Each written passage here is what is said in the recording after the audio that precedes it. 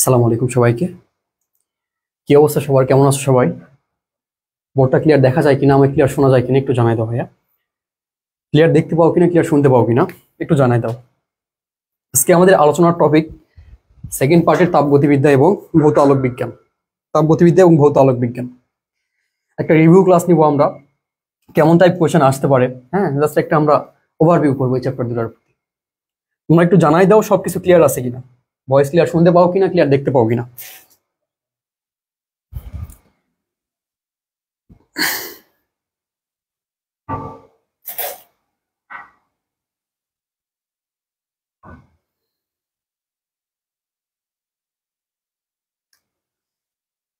তোমাদের ফ্রেন্ডদেরকে একটু মেনশন করতে থাকো যারা তোমরা কৃষি পরীক্ষা দিবা, আবার নতুন করে সেকেন্ড টাইম দেওয়ার প্ল্যান করতেছো।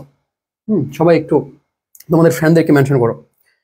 আজকে তাপগতিবিদ্যা এবং ভৌত আলোক বিজ্ঞান চ্যাপ্টার দুটা ভালো মতো আমরা আবার রিভিশন দিব আর কি। ক্লিয়ার শোনা যায় তো না?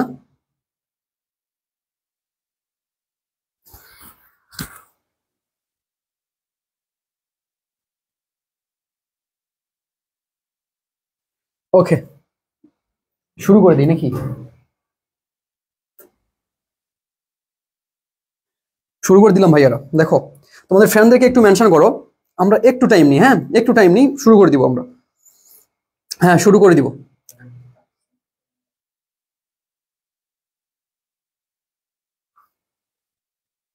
All clear. ওকে, দেখো ভাইয়া, আজকে আমাদের তাপগতিবিদ্যা চ্যাপ্টারের উপর কোন কোন কোন কোন টপিক নিয়ে আমরা আলোচনা করব? তাপমাত্রা পরিমাপের স্কেল, তাপগতীয় প্রক্রিয়া, তাপ দ্বারা কৃত কাজ, শক্তি ও তাপের রূপান্তর, ইঞ্জিন কর্তৃক কাজ, তাপমাত্রা দক্ষতা এবং এন্ট্রপি। ভাই দেখো, এই কয়েকটা টপিক আমরা আজকে কভার করার চেষ্টা করবো ইনশাল্লাহ। এই কয়েকটা টপিক আমরা কভার করার চেষ্টা করব। তাপমাত্রা পরিমাপের স্কেল, কোন কোন স্কেল পাওয়া যায়, তাপগতীয় প্রক্রিয়া, তাপ দ্বারা কৃত কাজ, শক্তি ও তাপের রূপান্তর, ইঞ্জিন কর্তৃক কাজ, তাপমাত্রা এবং দক্ষতা এবং ভাইয়া এন্ট্রপি। দেখো, একটা একটা করে টাইপে আমরা চলে যাব। তোমরা একটু তোমাদের ফ্রেন্ডদেরকে মেনশন করো, শুরু করবো আমরা একটু। হ্যাঁ,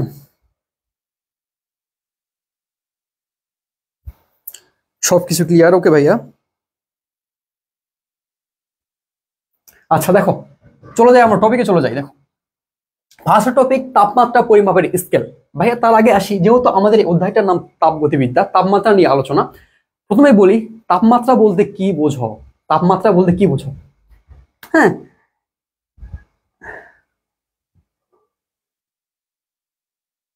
সব কি আসলে ক্লিয়ার? তাপমাত্রা বলতে কি বোঝো? হ্যাঁ ভাইয়া, ওই টপিক গুলো নিছি আর কি। ওকে ওকে, দেখো প্রথমে আসি তাপ। দেখো ভাইয়া, তাপ তাপ কি? তাপ এক প্রকার শক্তি যা আমাদের ঠান্ডা বা গরমের অনুভূতি জাগায়। জানো তাপমাত্রা কি ভাইয়া? তাপমাত্রা বস্তুর তাপীয় অবস্থা। তাপীয় অবস্থা ভাই, এগুলো পরীক্ষায় আসবে না, হ্যাঁ দরকার নেই এগুলো আলোচনা করার। তাপীয় অবস্থা যা নির্ধারণ করে দুটি বস্তুকে তুমি যদি তাপগতীয় সংস্পর্শে রাখো, তাপীয় সংস্পর্শে রাখো, তাহলে সেটা তাপ দেবে নাকি তাপ নেবে। তাপমাত্রা কি? একটা তাপীয় অবস্থা, বস্তুর তাপীয় অবস্থা। দুটা বস্তুকে তুমি যদি তাপগতীয় বা তাপ, আচ্ছা একটু দেখো, একটা বস্তু ধরে নাও, এই আরেকটা বস্তু বললাম এটা হচ্ছে তোমার 10 ডিগ্রি সেলসিয়াস। দেখো ভাইয়া, তাপমাত্রার আমাদের বেসিকটা কি? দুটা বস্তুকে তুমি যদি সংস্পর্শে রাখো, তাহলে সেটা নির্ধারণ করবে কোন বস্তু থেকে কোন বস্তুতে তাপমাত্রা প্রবাহিত হবে, তাই না? তাই না? তাপমাত্রা না ভাইয়া, তাপ শক্তি। তাপ শক্তি, তাপ শক্তি, তাপ। দুটি বস্তুকে যদি তুমি তাপগতীয় সংস্পর্শে রাখো, তাহলে সেটা নির্ধারণ করবে কোন বস্তু থেকে কোন বস্তুতে তাপ শক্তি রূপান্তরিত হবে, সরবরাহ হবে, কোন বস্তু থেকে কোন বস্তুতে যাবে। দেখো ভাই, আমরা জানি সব সময় উষ্ণ তাপমাত্রার বস্তু থেকে নিম্ন তাপমাত্রার বস্তুর দিকে তাপ শক্তি সরবরাহ হয়। তাহলে এ থেকে এদিকে যাবে, এটা যদি বলি আমি এ, এটা যদি বলি বি, তাহলে উচ্চ তাপমাত্রা থেকে নিম্ন তাপমাত্রার দিকে কি যাবে? তাপ শক্তি যাবে। এখন প্রশ্ন হচ্ছে কতক্ষণ যাবে? ভাইয়া দেখো, একটু বেসিক আলোচনা করছি, তোমাদের ফ্রেন্ড গুলো যেন চলে আসে আর কি। দেখো, কতক্ষণ এই সরবরাহ চলবে? যতক্ষণ পর্যন্ত এই দুটা বস্তুর তাপমাত্রা সেম না হয়। কি সেম না হয়? তাপমাত্রা সেম না হয় ভাইয়া। যতক্ষণ পর্যন্ত এই দুটা বস্তুর তাপমাত্রা সেম না হচ্ছে ততক্ষণ পর্যন্ত এই তাপ শক্তির সরবরাহ চলতেই থাকবে। এখন যখন দুটা বস্তুর তাপ শক্তি সরবরাহ, আচ্ছা এই বস্তু থেকে এই বস্তুতে তাপ শক্তি যাচ্ছে, রাইট? আচ্ছা যখন তাপমাত্রা সেম হয়ে গেল সেই অবস্থাকে কি বলা হয় ভাইয়া? যখন তাপমাত্রা সেম হবে সেটাকে বলা হচ্ছে তাপীয় সমতা, তাপীয় সমতা বা সাম্যাবস্থা, তাপীয় সমতা বা সাম্যাবস্থা। ভাই এগুলো একদম বেসিক আলোচনা, তোমরা সবাই জানো। হ্যাঁ, যেহেতু শুরুতে আলোচনা করা দরকার সুতরাং আলোচনা করে দিলাম। ক্লিয়ার আছে না? ওকে, দেখো ভাই তোমরা শূন্যতম সূত্র সম্পর্কে জানো তাই না? শূন্যতম সূত্র, আর.এইচ ফাউলার, বিজ্ঞানী আর.এইচ ফাউলার শূন্যতম সূত্রের কি করে সরবরাহ করে। শূন্যতম সূত্রটা কি দেখো ভাইয়া? শূন্যতম সূত্র হচ্ছে যখন তুমি দুটা বস্তুকে, একটা বস্তু প্রথম বস্তু, এটাকে বললাম দ্বিতীয় বস্তু, হ্যাঁ, দুটা বস্তুকে তুমি যদি তৃতীয় কোনো বস্তুর সাথে তাপীয় সমতায় রাখো, দেখো এ আর 3 পরস্পর যুক্ত না, এদের মধ্যে তাপ শক্তির আদান প্রদান হবে না ভাইয়া? হবে। কতক্ষণ হবে? যতক্ষণ পর্যন্ত 1 আর 3 এর তাপমাত্রা সেম না হয়। 1 আর 3 এর তাপমাত্রা যখন সেম হয়ে যাবে তখন আমরা বলতে পারবো কি 1 আর 3 তাপীয় সমতায় চলে আসছে, পারবো? হ্যাঁ। তারপর দেখো 3 আর 2 পরস্পর যুক্ত আছে না ভাইয়া? 3 আর 2 পরস্পর যুক্ত আছে, এটা খুলে দিব, ঠিক আছে?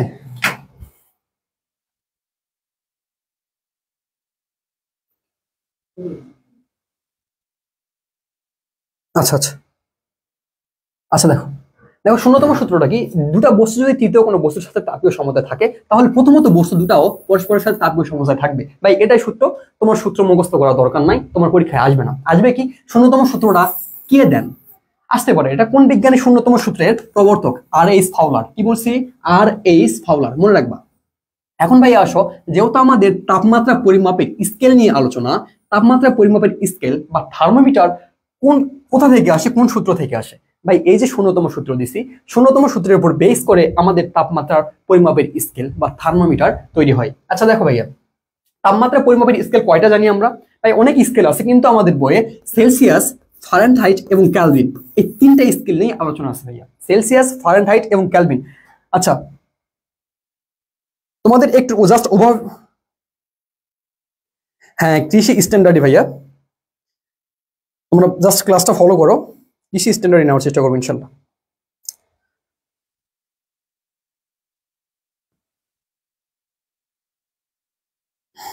হ্যাঁ পরীক্ষা তোমাদের পূজার পরে হবে। দেখো ভাই দেখো তাপমাত্রা পরিমাপের স্কেল একটু ফাস্ট আগাচ্ছি আমি। দেখো যেহেতু দুটা চ্যাপ্টার পড়তে হবে একটু ফাস্ট আগাচ্ছি। তাপমাত্রা পরিমাপের স্কেলের জন্য আমাদের দুইটা পদ্ধতি অনুসরণ করতে হয়। এক স্থির বিন্দু, আরেকটা হচ্ছে ভাইয়া দ্বি স্থির বিন্দু। ভাই দেখো যেই ক্ষেত্রে তাপমাত্রা তোমার একটা তাপমাত্রা ফিক্স থাকবে সেটাকে বলছি আমরা এক স্থির বিন্দু। যেই স্কেল তৈরির ক্ষেত্রে আমাদের দুইটা তাপমাত্রা ফিক্স ধরা হয় সেটাকে বলছি আমরা দ্বি স্থির বিন্দু। একটা করে বিস্তারিত যাই আমি। আসো তোমরা চাইলে নোট করতে পারো ভাইয়া, নোট কইরো, আগের নোট আছে যদিও তাও নোট কইরো। হ্যাঁ নোট না করলে তোমাদের ক্লাসের প্রতি মনোযোগ আসবে না। দেখো ভাইয়া এক স্থির বিন্দু,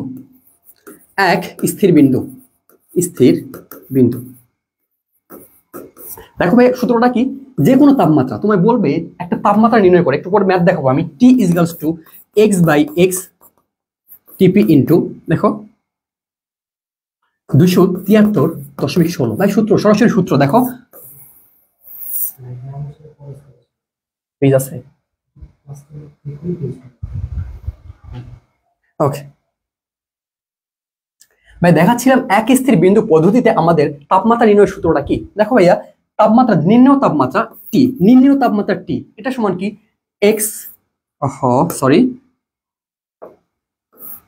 আচ্ছা দেখো x/xTP। ভাই x বলতে কি বোঝাচ্ছি?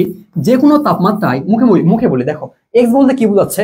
যে কোনো তাপমাত্রায় বা নির্ণেয় তাপমাত্রায় তাপমিতিক ধর্ম। xTP কি ভাইয়া? পানির চৌধ বিন্দুতে তাপমিতিক ধর্ম। কি বলছি? x হচ্ছে তোমার যে কোনো তাপমাত্রায় তাপমিতিক ধর্ম, xTP হচ্ছে পানির চৌধ বিন্দুতে বা ট্রিপল পয়েন্টে তাপমিতিক ধর্ম। আর 273.16 এটা কি সবাই জানো? পানির চৌধ বিন্দুর তাপমাত্রা। বুঝতে পারছো? এই সূত্র দিয়ে তোমার ম্যাথ আসতে পারে এক স্থির বিন্দু পদ্ধতিতে তাপমাত্রা নির্ণয়ের ক্ষেত্রে। আচ্ছা ভাই পরে আসো। আচ্ছা দেখো পরে আসে এখন আচ্ছা একটা কথা বলে দিই, পানির ত্রৈধ বিন্দু তাপমাত্রা এটা লিখে রাখো, পরীক্ষায় আসে পানির ত্রৈধ বিন্দু, পানির ত্রৈধ বিন্দুর তাপমাত্রা। দেখো ভাইয়া 4.58 মিলিমিটার চাপে পানির ত্রৈধ বিন্দু তাপমাত্রা কত হয় বলতো ভাইয়া? 273.16 ক্যালভিন। ভাই এটা তোমরা সবাই জানো, এটা জানো। তারপরে দেখো ভাইয়া পানির ত্রৈধ বিন্দু তাপমাত্রা হইতে পারে 32 ডিগ্রি ফারেনহাইট অথবা 0 ডিগ্রি সেলসিয়াস। ভাই দেখো অপশনে যদি তিনটার মধ্যে একটা থাকে তুমি অপশনে দাগায় ফেলবা। পানির ত্রৈধ বিন্দু তাপমাত্রা কত?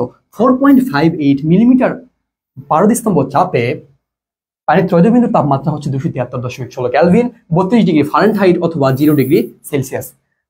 বুঝতে পারছো ভাইয়া? বুঝতে পারছো? আচ্ছা এখন আসো ভাইয়া দ্বিস্থির পদ্ধতিতে যাবো আমরা। দ্বিস্থির পদ্ধতি ভাইয়া আমি তোমাদের যতগুলা ক্লাস নিছি, অফলাইন হোক, তোমাদের তো অফলাইন নেই, অফলাইন যে স্টুডেন্টদের নেই আর কি, অনলাইনে যে ক্লাসগুলো নিছি সবার ক্ষেত্রে একটা সূত্র দেই। স্কেলের ক্ষেত্রে জাস্ট একটা সূত্র। দেখো বাংলা লিখো তোমরা, যে কোনো তাপমাত্রা জাস্ট একটা ফর্মুলাই, যে স্কেলই আসুক ভাইয়া একটা ফর্মুলাই, যে কোনো তাপমাত্রা মাইনাস নিম্ন স্থির বিন্দু। আচ্ছা তাপমাত্রা মাইনাস নিম্ন স্থির বিন্দু। এই পোলাপান আমার লেখা কি ভালো হবে না? হ্যাঁ লেখা কবে ভালো হবে আমার বলো তো, কবে লেখা ভালো হবে? দেখো যে কোনো তাপমাত্রা মাইনাস নিম্ন স্থির বিন্দু,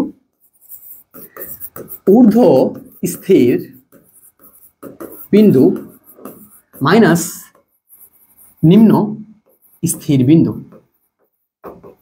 ভাই দেখো এই ফর্মুলাটাই জাস্ট তোমরা মনে রাখবা, বাংলা ফর্মুলা। হ্যাঁ জাস্ট বাংলা ফর্মুলা, এটা জাস্ট মনে রাখবা তোমরা। যে কোনো তাপমাত্রা মাইনাস নিম্ন স্থির বিন্দু, ঊর্ধ্ব স্থির বিন্দু মাইনাস নিম্ন স্থির বিন্দু ইজ ইকুয়ালস টু কনস্ট্যান্ট কে। এখন প্রশ্ন হচ্ছে ভাইয়া নিম্ন স্থির বিন্দু কি, ঊর্ধ্ব স্থির বিন্দু কি? এটা তো জানো নাকি? এটা জানো নাকি? দেখো নিম্ন স্থির বিন্দু কি, ঊর্ধ্ব স্থির বিন্দু কি, আমি ছোট করে লিখে দিচ্ছি। দেখো সবাই করো, স্কেল নিম্ন স্থির বিন্দু, নিম্ন স্থির বিন্দুকে তোমার বরফ বিন্দু বলা হয় ভাইয়া। নিম্ন স্থির বিন্দুকে বলা হয় বরফ বিন্দু। ঊর্ধ্ব স্থির বিন্দু সবটাই ভাবে করো, ঊর্ধ্ব স্থির বিন্দু বা বাষ্প বিন্দু। আমি মুখে বলি তোমরা উঠাও, আমি একটু শখ করছি। নিম্ন স্থির বিন্দু কি, নিম্ন স্থির বিন্দুকে তোমার বরফ বিন্দু বলা হয়, ঊর্ধ্ব স্থির বিন্দুকে তোমার বাষ্প বিন্দু বলা হয়। এখন আসো ভাইয়া, দাঁড়াও।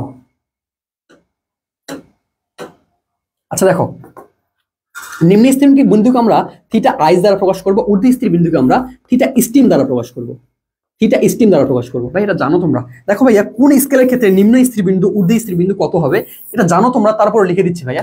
জানো যেহেতু তারপর লিখে দিচ্ছি। দেখো সেলসিয়াস স্কেলের নাম হচ্ছে সেলসিয়াস। সেলসিয়াসের ক্ষেত্রে নিম্ন স্থির বিন্দু বা থিটা আইস বা বরফ বিন্দু হচ্ছে 0 ডিগ্রি সেলসিয়াস, ঊর্ধ্ব স্থির বিন্দু হচ্ছে ভাইয়া 100 ডিগ্রি সেলসিয়াস। ফারেনহাইট স্কেল ভাইয়া, ফারেনহাইট স্কেলের ক্ষেত্রে নিম্ন স্থির বিন্দু হচ্ছে তোমার 32 ডিগ্রি ফারেনহাইট আর 212 ডিগ্রি ফারেনহাইট ঊর্ধ্ব। বুঝতে পারছো? আর ক্যালভিন স্কেলের ক্ষেত্রে ভাইয়া, ক্যালভিনের ক্ষেত্রে নিম্ন স্থির বিন্দু হচ্ছে তোমার 273 ক্যালভিন, ঊর্ধ্ব হচ্ছে তোমার 373। বুঝতে পারছো? এখানে আরেকটা ছক আঁকাই, সেটা হচ্ছে মৌলিক ব্যবধান।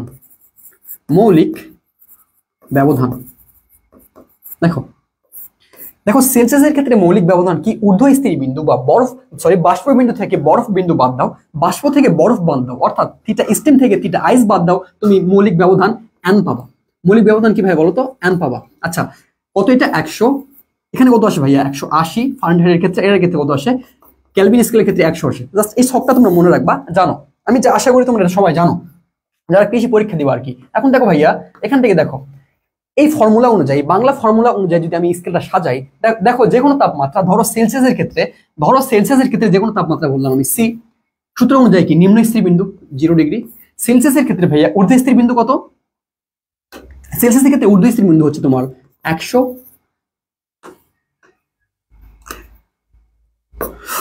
ঊর্ধ্ব কত ভাইয়া? 100, নিম্ন কত? 0। এটা সমান কি? ধ্রুবক না ভাইয়া? কনস্ট্যান্ট না? দেখো আমি যদি আবার ফারেনহাইটের ক্ষেত্রে চলে যাই, ফারেনহাইট স্কেলের ক্ষেত্রে যে কোনো তাপমাত্রা আমি এফ ধরলাম, নিম্ন স্থির বিন্দুকে 0, সূত্র অনুযায়ী ঊর্ধ্ব স্থির বিন্দু মাইনাস নিম্ন স্থির বিন্দু। ঊর্ধ্ব স্থির বিন্দু কত ভাইয়া? 212 মাইনাস নিম্ন স্থির বিন্দু কত ভাইয়া? কত বলো তো? 32। বুঝতে পারছো? একইভাবে ক্যালভিন স্কেল পাবো আমি, এটা সমান কে। একইভাবে আমি ক্যালভিন স্কেল পাবো না? ক্যালভিন স্কেলে কি আসবে দেখো, যে কোনো তাপমাত্রা যদি আমি কে ধরি, মাইনাস নিম্ন স্থির বিন্দু 273, ঊর্ধ্ব স্থির বিন্দু 373 মাইনাস 273। খুবই সিম্পল ভাইয়া, এটা সবাই জানো। অনেকে বিরক্ত হইতে পারো, ভাই এগুলো তো জানি, তারপর আলোচনা করছেন কেন? ভাই রিভিউ করতেছি, সমস্যা নেই, তোমরা দেখো। জাস্ট দেখতে পাচ্ছ না পাশে?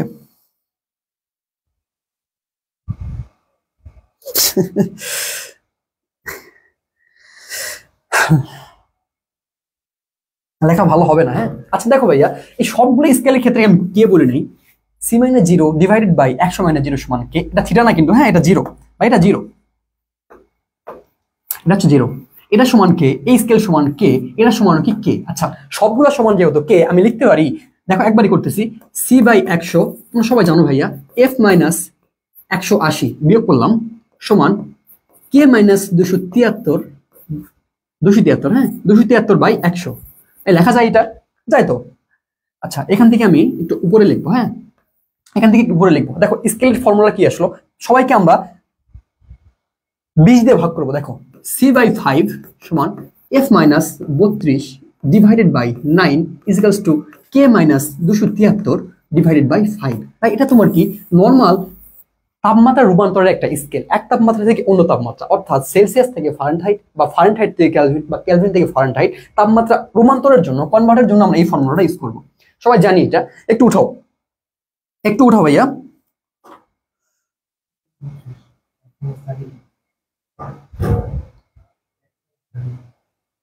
সরি, এখানে 32 হবে। হ্যাঁ আমি লিখছি তাই সেটা, তাই না? জাস্ট বলছিও, সেটা লিখতে একটু ভুল করছি। আচ্ছা দেখো ভাইয়া, আমাদের আলোচনা যেটা ছিল, দেখো আমরা তাহলে বাংলাটা বুঝলাম। যে কোনো তাপমাত্রা ধরলাম, যে কোনো তাপমাত্রা হচ্ছে থিটা, নিম্ন স্থির বিন্দু হচ্ছে থিটা আইস, হ্যাঁ ঊর্ধ্ব স্থির বিন্দু হচ্ছে কি থিটা স্টিম। এই ফর্মুলায় তোমরা মনে রাখবা, নিম্ন স্থির বিন্দু কি থিটা আইস।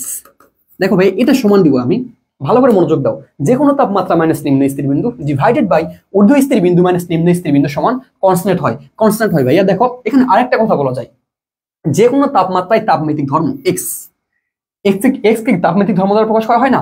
যে কোনো তাপমাত্রায় তাপমিতিক ধর্ম এক্স, নিম্ন স্থির বিন্দুতে তাপমিতিক ধর্ম এক্স আইস, এই ঊর্ধ্ব স্থির বিন্দুতে তাপমিতিক ধর্ম এক্স স্টিম, নিম্ন স্থির বিন্দুতে তাপমিতিক ধর্ম এক্স আইস। ভাই এই জাস্ট একটা ফর্মুলা মনে রাখবা। দেখো একটা ফর্মুলা মনে রাখো, আমি সব ম্যাথ করাবো, স্কেল সম্পর্কে যত ম্যাথ আছে ভাইয়া সব এই জাস্ট একটা ফর্মুলা দিয়ে করবো আমরা। আরেকবার বলি, যে কোনো তাপমাত্রা মাইনাস নিম্ন স্থির বিন্দু ডিভাইডেড বাই ঊর্ধ্ব স্থির বিন্দু মাইনাস নিম্ন স্থির বিন্দু, এটা সমান কি কনস্ট্যান্ট হয়।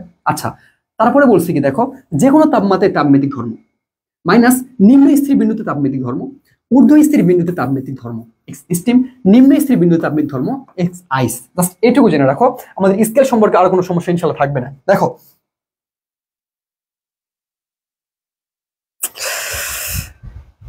আচ্ছা ধীরে বলতেছি, নাও সমস্যা নেই, কারেকশন করছি ভাইয়া।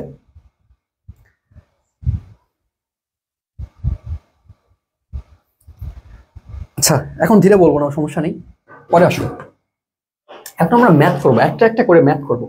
এই যে ত্রুটিপূর্ণ থার্মোমিটার, চাইলে ত্রুটিপূর্ণ থার্মোমিটারের ক্ষেত্রে আমি আলাদা একটা ফর্মুলা দিতে পারতাম, ত্রুটিপূর্ণের ক্ষেত্রে আলাদা একটা ফর্মুলা দিতে পারতাম, দেই নাই কেন? ওই একটা সূত্র দিয়েই আমরা সব ধরনের ম্যাথ করবো। ওকে ভাইয়া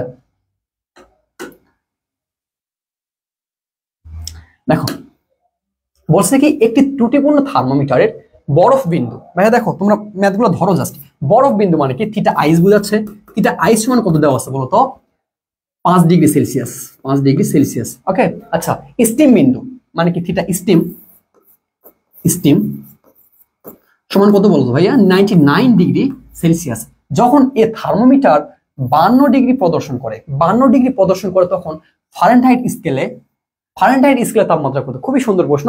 ফারেনহাইট স্কেলে তাপমাত্রা বের করতে বলছে, দেখছো তোমায় দিছে হচ্ছে সেলসিয়াসে, বের করতে বলছে কোথায়? ফারেনহাইটে। ওকে ভাইয়া আসো, দেখো একটি ত্রুটিপূর্ণ থার্মোমিটারের বরফ বিন্দু লিখছি আমি, স্টিম বিন্দু লিখছি। এখন বলছে থার্মোমিটারটি এত ডিগ্রি প্রদর্শন করলে, আচ্ছা এটাকে আমি কি যে কোনো তাপমাত্রা থিটা বলতে পারি না?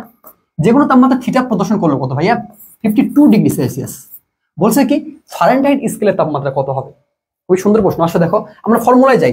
সূত্র কি ছিল আমাদের? যে কোনো তাপমাত্রা মাইনাস নিম্ন স্থির বিন্দু ডিভাইডেড বাই ঊর্ধ্ব স্থির বিন্দু মাইনাস নিম্ন স্থির বিন্দু। এখন দেখো যে কোনো তাপমাত্রা কত ভাইয়া 52 না, লিখো কোনো তাপমাত্রা মাইনাস নিম্ন স্থির বিন্দু ঊর্ধ্ব স্থির বিন্দু মাইনাস নিম্ন স্থির বিন্দু। এটা সমান কনস্ট্যান্ট ছিল না? এটা সমান কনস্ট্যান্ট মানে কি তুমি চাইলে যে কোনো স্কেল লিখতে পারো, এখানে যে কোনো স্কেল লিখতে পারো। আচ্ছা এখন যদি আমি ফারেনহাইট স্কেলে বের করতে চাই তাহলে কি লিখবো? এফ মাইনাস এফ এর ক্ষেত্রে ফারেনহাইট স্কেলের ক্ষেত্রে নিম্ন স্থির বিন্দু কত বলো তো? নিম্ন স্থির বিন্দু কত বলো? আচ্ছা আমরা সেলসিয়াসে আগে বের করবো ভাইয়া। হ্যাঁ আমরা সেলসিয়াস আগে বের করবো। দেখো C minus 0 divided by 100 minus 0। বুঝতে পারছো কনভার্সনটা? দেখো যে কোনো তাপমাত্রা তোমার বলা আছে কত 52 মাইনাস নিম্ন কত ভাইয়া 5 লিখো, ঊর্ধ্ব কত 99 মাইনাস নিম্ন কত 5। এখন দেখো এখান থেকে কি আসে সি বাই 100। আমরা ক্যালকুলেশন করে সেলসিয়াসে যাবো, সেলসিয়াস থেকে ফারেনহাইটে যাবো। দেখো ক্যালকুলেশন করো 52 থেকে 5 বাদ দাও কত আসে ভাইয়া 47 না? 47 এখানে কত আসে ভাইয়া 94। ওকে সি বাই 100। দেখো এখন কাটাকাটি করতে পারি। আচ্ছা এটাতে কাটলে কত আসে 2 আসে। আচ্ছা এ পাশে করি। দেখো তাহলে কি আসে ভাই এখানে কাটলে এখানে আসলে তোমার 2c ইজিক্যালস টু 100। তাহলে সি ইজিক্যালস টু কত বলো তো ভাইয়া 50°C। 50°C রাইছি আমরা। এখন এই সেলসিয়াসটাকে তোমার কেলভিনে যাইতে হবে ভাইয়া, সেলসিয়াস সরি ফারেনহাইটে নিয়ে যাইতে হবে। পারবা? দেখি অনেকে উত্তর করতেছো বি। আচ্ছা দেখি এরপরে আসি ভাইয়া। দেখো মিশাই দিচ্ছি এখানে। হ্যাঁ পাঁচটা মিশাই দিলাম। সি এর মান পাইছি আমরা। এখন কোথায় যাব? সেলসিয়াস থেকে আমরা ফারেনহাইটে চলে যাব। কনভার্সন কি ছিল সূত্রটা? C by C divided by 5 equals to F minus 32 divided by 9। দেখো ভাইয়া সি এর মান তুমি এখন জানো না 50 divided 5 equals to F minus 32 divided by 9। Calculation করো ভাইয়া। দেখো কাটো কত আসে ভাইয়া? ধরো 5 10 50, এই 9 দিয়ে কাটো 90, এখানে কাটো প্লাস 32 করো সমান কি এফ এর মানটা চলে আসতেছে কত আসে 90 আর 32 কত 122 ডিগ্রি ফারেনহাইট। বুঝতে পারছো? ক নাম্বার উত্তর? বি নাম্বার উত্তর। বুঝতে পারছো? ম্যাথটা কিন্তু একটু বড় ছিল। হ্যাঁ ম্যাথটা একটু বড় ছিল, বড় না আর কি। একটু ক্যালকুলেশন তোমরা ফাস্ট করতে পারলেই উত্তর হয়ে যাইতো। অনেকে বলছো পরে কোশ্চেন আসো। বুঝতে কারো অসুবিধা আছে এটা ভাইয়া? কারো বুঝতে অসুবিধা আছে?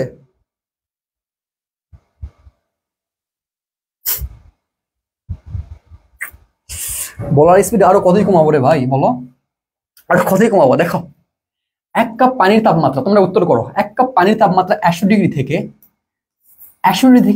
35 নামানো হলে ফারেনহাইট স্কেলে এর পরিবর্তন কত হবে? পরিবর্তন কত হবে দেখি পারো কিনা। 1 কাপ পানির তাপমাত্রা এত থেকে এততে নামানো হলে ফারেনহাইট স্কেলে পরিবর্তন কত হবে? পরিবর্তনটা কি শিখাইছি ভাইয়া? পরিবর্তন শিখাইছি। দেখো পরিবর্তনটা একটু দেখাই দিই। দেখো সেলসিয়াস স্কেলে, দেখো সেলসিয়াস স্কেলে মৌলিক ব্যবধান n এর মান কত ছিল বলতো 100, ফারেনহাইটে কত ছিল 180, কেলভিনে কত ছিল ভাইয়া কত 100 ছিল না? দেখো পরিবর্তনের ক্ষেত্রে কি করবা তুমি? পরিবর্তনের ক্ষেত্রে দেখো আমরা এভাবে লিখতে পারি, একবার ফর্মুলাও লিখতে পারতাম, এভাবে লিখতে পারবো। দেখো একবার ফর্মুলা লিখে দিচ্ছি, তোমাদের খাতায় সম্ভবত আছে। অনেকে উত্তর করতেছো এ এ ওকে। দেখো সেলসিয়াস স্কেলে 100° পরিবর্তন সমান ফারেনহাইটে কত বলতো 180 পরিবর্তন। আচ্ছা ডেল সি লিখলাম। হ্যাঁ del C del F equals to কেলভিনে কত 100°C তাপমাত্রা যদি তোমার সেলসিয়াসে পরিবর্তন হয়, ফারেনহাইটে কত 180, কেলভিনে কত ভাইয়া 100, তাইলে 100 ডেল কে। বুঝতে পারছো? এখন দেখো ভাইয়া সবগুলোকে যদি আমরা ভাগ করি 100 দিয়ে ভাগ করি তাহলে কত আসে 1°C। সেলসিয়াস স্কেল 1° পরিবর্তন সমান এখানে কত আসবে দেখো 1.8 আসবে না। 1° পরিবর্তন কোথায়? ফারেনহাইটে। কেলভিনে কত ভাইয়া? কেলভিনেও কত 1° পরিবর্তন, 1 কেলভিন পরিবর্তনই আসবে। বুঝতে পারছো? 1 কেলভিন ডেল কেলভিন আর কি। এই দেখো তোমরা বুঝে নাও। আমি আবার বলি, সেলসিয়াস স্কেলে তোমার যদি তাপমাত্রার পরিবর্তন বা ব্যবধান 1 ডিগ্রি হয়, ফারেনহাইট হবে 1.8, কেলভিন হবে কত ভাইয়া? 1 কেলভিন। বুঝতে পারছো? এখন এই ম্যাথটা এই অনুযায়ী আমরা আগাবো। দেখো অনেকে উত্তর করছো অলরেডি, অনেকে উত্তর করছো। দেখো দেখো এখানে তাপমাত্রার পরিবর্তনটা কত বলো তো ভাইয়া? সেলসিয়াসের পরিবর্তন না। দেখো একটা পানির তাপমাত্রা এত ডিগ্রি থেকে এত ডিগ্রি নামানো হলো, ফারেনহাইট স্কেলে এর পরিবর্তন কত?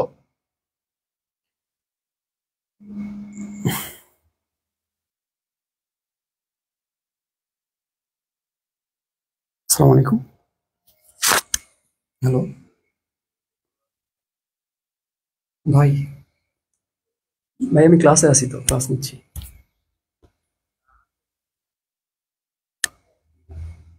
ভাই 10:30 ছিল না, 10টার পর ছিল না। আমি আসবো, চলে আসবো।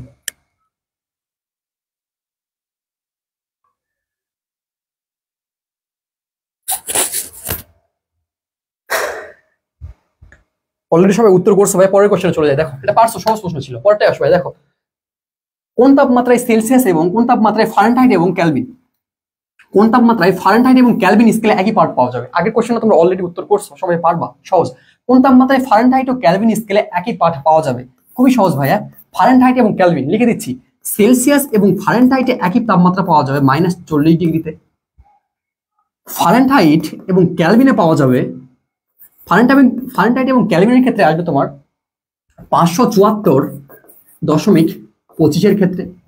ভাই এখন যদি বলি সেলসিয়াস ও ক্যালভিন স্কেলের ক্ষেত্রে একই তাপমাত্রা পাওয়া যাবে না ভাইয়া, সেলসিয়াস এবং ক্যালভিনে একই তাপমাত্রা পাওয়া যাবে না, এটা মনে রাখবো ভাইয়া। এখান থেকে সরাসরি আসে, দেখো কতবার আসছে, বাউতে আসছে কত, দেখো অনেকবার আসছে, জাস্ট কৃষিতে না, অন্যান্য ইউনিভার্সিটিতে ওটা চলে আসে। তাহলে মনে রাখবা সেলসিয়াস এবং ফারেনহাইটে একই তাপমাত্রা পাওয়া যায় -40 ডিগ্রিতে, 40 ডিগ্রি সেলসিয়াস বা ফারেনহাইট। হ্যাঁ, তারপরে দেখো ভাইয়া ফারেনহাইট এবং ক্যালভিনের ক্ষেত্রে 574.25।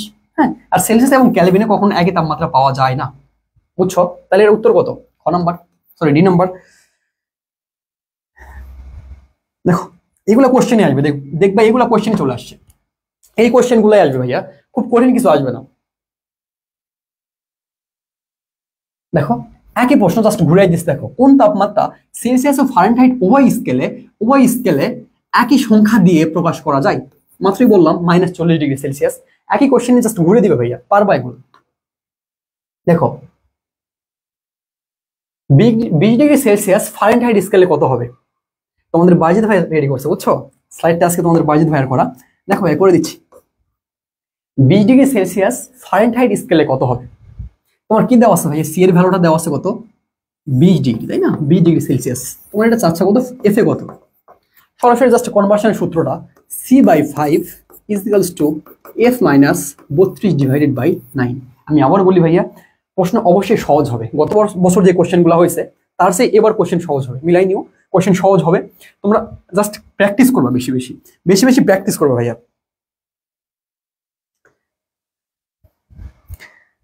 হ্যাঁ, সব চ্যাপ্টারই, মেইনলি তোমার বায়োলজি আর কেমিস্ট্রি, এই দুটো চ্যাপ্টার ভালো মতো পড়ো। আমি বলছি প্রশ্ন এবার সহজ হবে, মিলাই নিও, প্রশ্ন সহজ হবে, গত বছরের তুলনায় অনেক সহজ হবে। আচ্ছা যাই হোক, তোমরা পড়তে থাকো। আরো প্রায় 1 মাস সময় পাচ্ছ তোমরা, পূজার পরে তোমাদের পরীক্ষা হবে। আজকে আমরা গেছিলাম আমাদের ভিসি স্যারের কাছে, বাকি আর কি। তো স্যার একটা সবকিছু আর কি পজিটিভ কথাবার্তায় বলছে।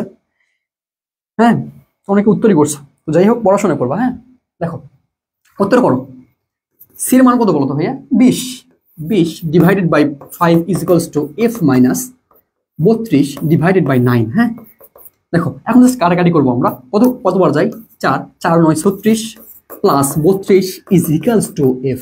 কত জাস্ট যোগ করো তোমরা, দেখো 8 3 3 6 68। অনেকে উত্তর করছো 68 ডিগ্রি ফারেনহাইট। বুঝতে পারছো?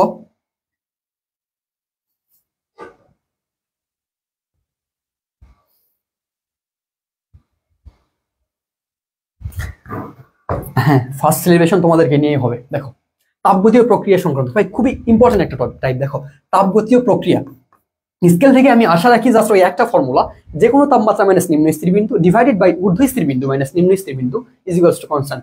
এই একটা ফর্মুলা মনে রাখো ভাইয়া, তোমরা স্কেল থেকে যেই ম্যাথে আসুক ইনশাল্লাহ পারবা, কোনো অসুবিধা হওয়ার কথা না। এখন দেখো তাপগতীয় প্রক্রিয়া সংক্রান্ত, এখন দেখো ভাইয়া তাপগতীয় প্রক্রিয়া কি কি হইতে পারে, তাপগতীয় চলরাশি কি কি, তাপগতীয় চলরাশি কি কি? দেখো পিভিটি, প্রেসার, ভলিউম, টেম্পারেচার, এই তিনটা হচ্ছে তোমার তাপগতীয় চলরাশি। এই তাপগতীয় চলরাশি 3টা, আর তাপগতীয় প্রক্রিয়া কয়টা ভাই? দেখো তাপগতীয় প্রক্রিয়া হচ্ছে তোমার 4টা। খুবই ইম্পর্টেন্ট। দেখো তার আগে তাপগতিবিদ্যার প্রথম সূত্রটা তোমাদেরকে বলি। তাপগতীয় প্রক্রিয়া করার আগে তোমাদেরকে তাপগতিবিদ্যার প্রথম সূত্রটা কি? কোন একটা সিস্টেমে তুমি যদি বাইরে থেকে তাপ শক্তি সরবরাহ করো ডিউ পরিমাণ, সেই তাপ শক্তির কিছু অংশ এই সিস্টেম তার অভ্যন্তরীণ শক্তি বৃদ্ধিতে কাজ করবে, বাকি অংশ দ্বারা সে পরিবেশের উপর কাজ করবে। এটা হচ্ছে তাপগতিবিদ্যার প্রথম সূত্র। একটা সিস্টেমে আমরা যদি বাইরে থেকে তাপ শক্তি সরবরাহ করি, তবে সেই তাপ শক্তির কিছু অংশ সিস্টেম তার অভ্যন্তরীণ শক্তি বৃদ্ধিতে বা পরিবর্তনে কাজ করবে, বাকিটুকু দ্বারা সে পরিবেশের উপর কাজ করবে। এটা হচ্ছে ভাই তোমার তাপগতিবিদ্যার প্রথম সূত্র। আচ্ছা, সূত্রটা যদি আমরা ম্যাথমেটিক্যালি ইউজ করি তাহলে কি আসে? D Q equals to D U plus D W. এটা হচ্ছে ভাই তোমার তাপগতিবিদ্যার প্রথম সূত্র, ক্লসিয়াসের বিবৃতি। আচ্ছা, এখন এই সূত্রের উপর বেস করে আমরা তাপগতীয় প্রক্রিয়াগুলো লিখব। কোন তাপগতীয় প্রক্রিয়ায় কোনটা আসে, কোন সূত্র হয়, সূত্রের পরিবর্তন কি কি হয়, এটাই দেখব। এই কথা কি আরো স্লোলি বলতে হবে, আরো ধীরে বলবো বলো তো? বুঝতে পারো নাকি আরো ধীরে বলবো বলো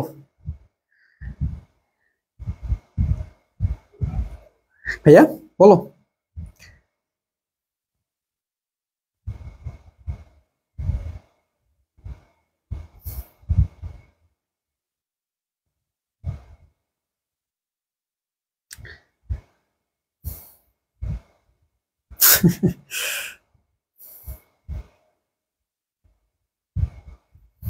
আচ্ছা দেখো আগাচ্ছি। দেখো তাপগতীয় প্রক্রিয়া ভাই, দেখো 4টা প্রক্রিয়া না? সমচাপ প্রক্রিয়া, সমুষ্ণ, রুদ্ধতাপীয়, আরেকটা কি ভাই বলো তো?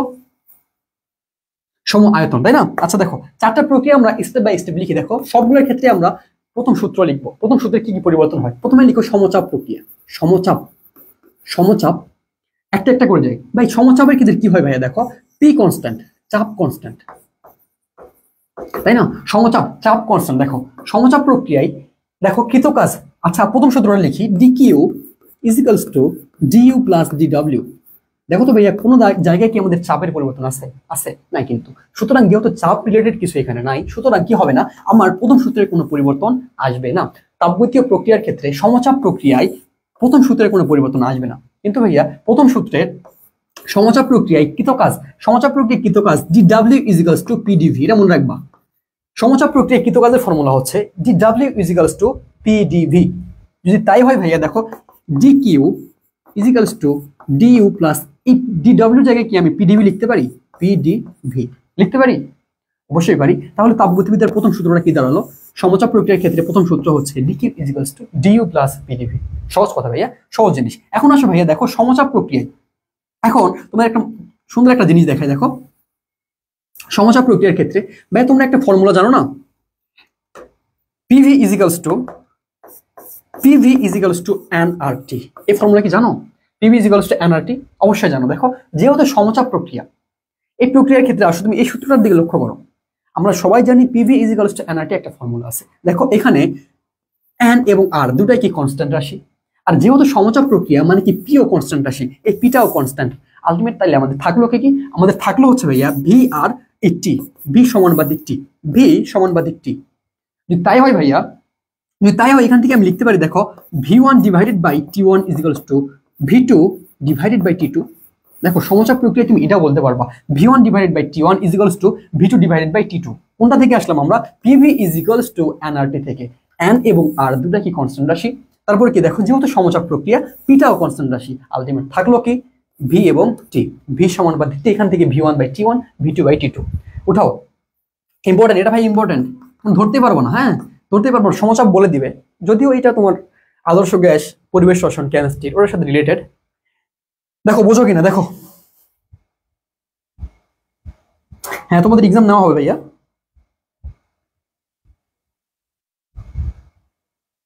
দেখো বুঝছো কিনা?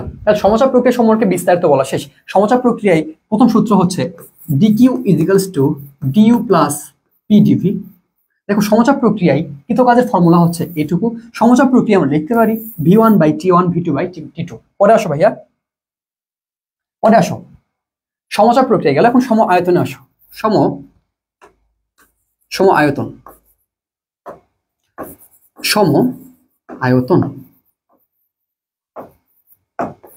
সম আয়তন, তাই সম আয়তন। দেখো সম মানে সমান, আয়তন মানে কি ভলিউম। দেখো বুঝতেই পারতেছো এখানে কি ভলিউম বা আয়তনটা তোমার কি কনস্ট্যান্ট, কোনো পরিবর্তন হবে না। পরিবর্তন হবে হবে না। তোমাদের একটু কথা বলে রাখি ভাইয়া, দেখো প্রথম সূত্র লিখছিলাম আমি, ভালো করে মনোযোগ দিবা।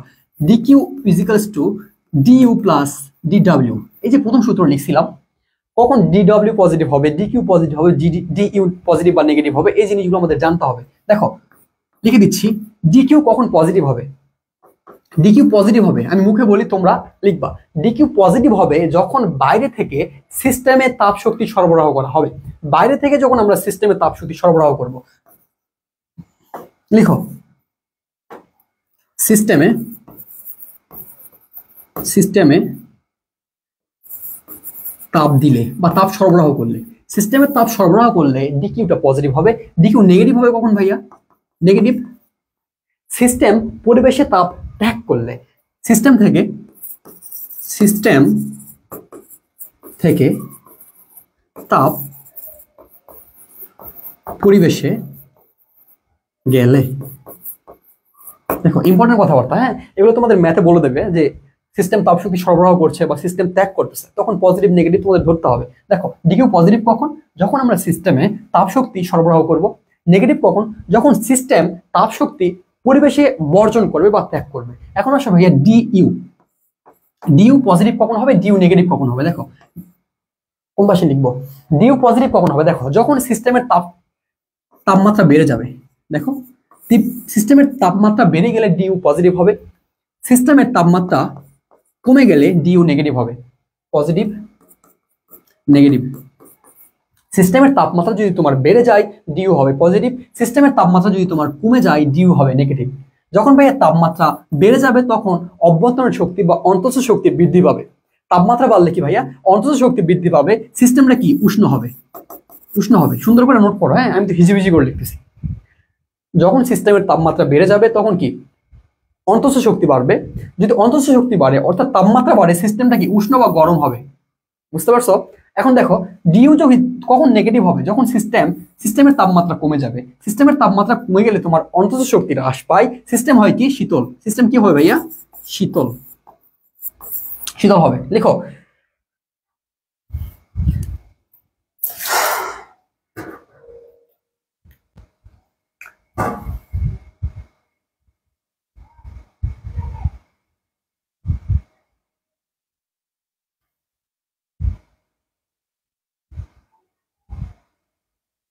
বসে দেখতে পাবো না। আচ্ছা দেখো ভাইয়া, ডিডব্লিউ কখন পজিটিভ হবে, ডিডব্লিউ কখন পজিটিভ হবে, দেখো যখন তোমার সিস্টেমের আয়তন বাড়বে, সিস্টেমের আয়তন যখন বাড়বে তখন ডিডব্লিউ পজিটিভ হবে, যখন আয়তন কমবে ডিডব্লিউ নেগেটিভ হবে। এই কথাটা খুবই মনোযোগ দাও। যখন সিস্টেমের আয়তন বাড়বে অর্থাৎ ভি বেড়ে যাবে তখন কি হবে, সিস্টেমের ডিডব্লিউটা পজিটিভ হয়ে যাবে, যখন কি কমে যাবে ভি ভলিউম কমে যাবে তখন কি ডিডব্লিউ নেগেটিভ হবে। আশা করি এটুকু বুঝতে পারছো। পরে আসো, এটুকু বুঝতে পারলে আমি এখানে চলে আসছি। দেখো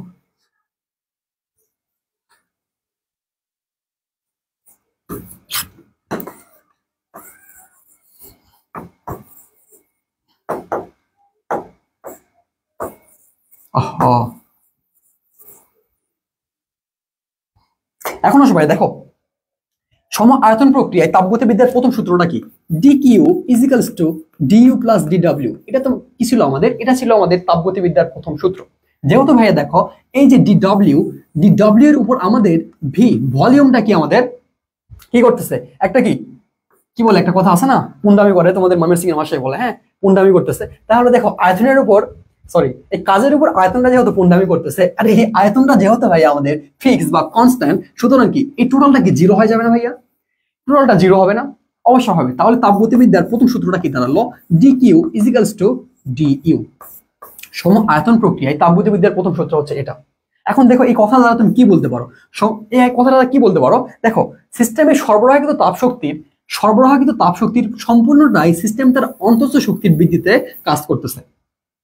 যেটুকু তাপশক্তি তুমি দিচ্ছ তার পুরোটাই কি করতেছে, তার অন্তঃস্থ শক্তি বা অভ্যন্তরীণ শক্তি বৃদ্ধিতে কাজ করতেছে, কোনো কিন্তু পরিবেশের উপর এখানে কাজ হচ্ছে না। বুঝতে পারছো, বুঝতে পারছো কিনা বলো।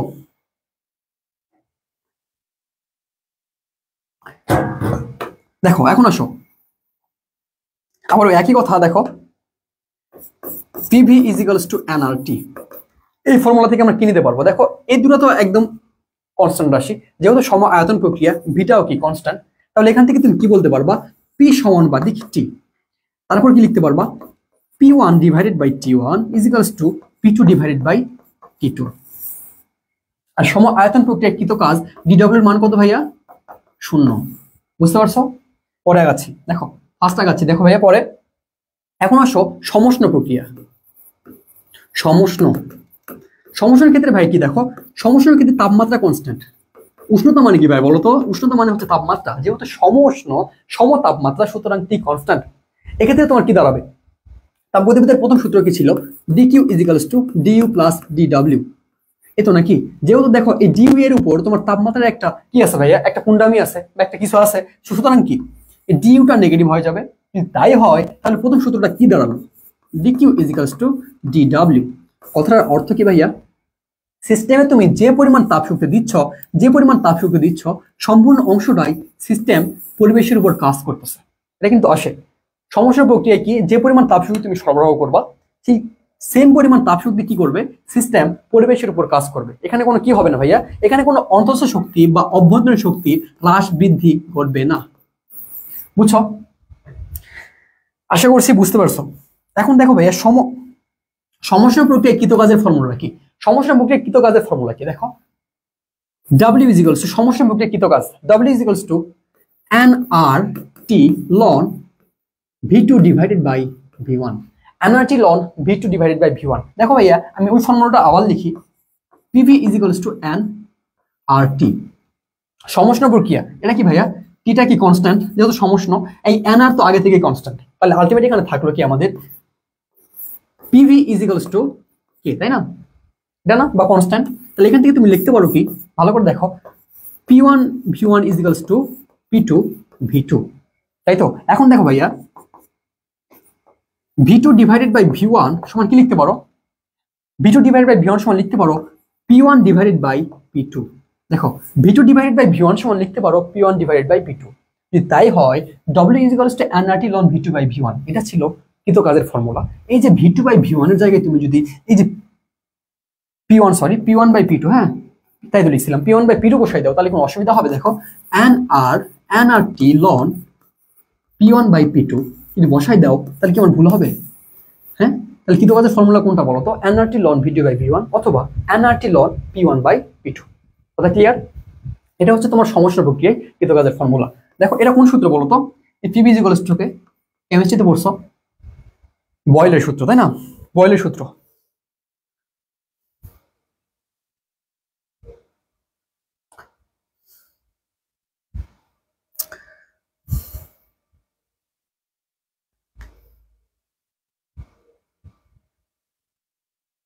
ক্লিয়ার না? পরে আসো ভাইয়া রুদ্ধতাপীয় প্রক্রিয়া। রুদ্ধতাপীয় প্রক্রিয়া, রুদ্ধতাপ,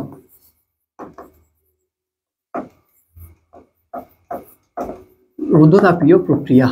তাই রুদ্ধতাপ মানে কি? বাইরে থেকে তাপ যাবেও না, রুদ্ধ মানে কি? বদ্ধ। বাইরে থেকে তাপ শক্তি যাবেও না, ভিতরে আসবেও না সিস্টেমে। কোথায়? সিস্টেমে তাপ শক্তি যাবেও না, সিস্টেম থেকে তাপ শক্তি আসবেও না। সুতরাং কি লিখতে পারি আমি? dq is equals two 0।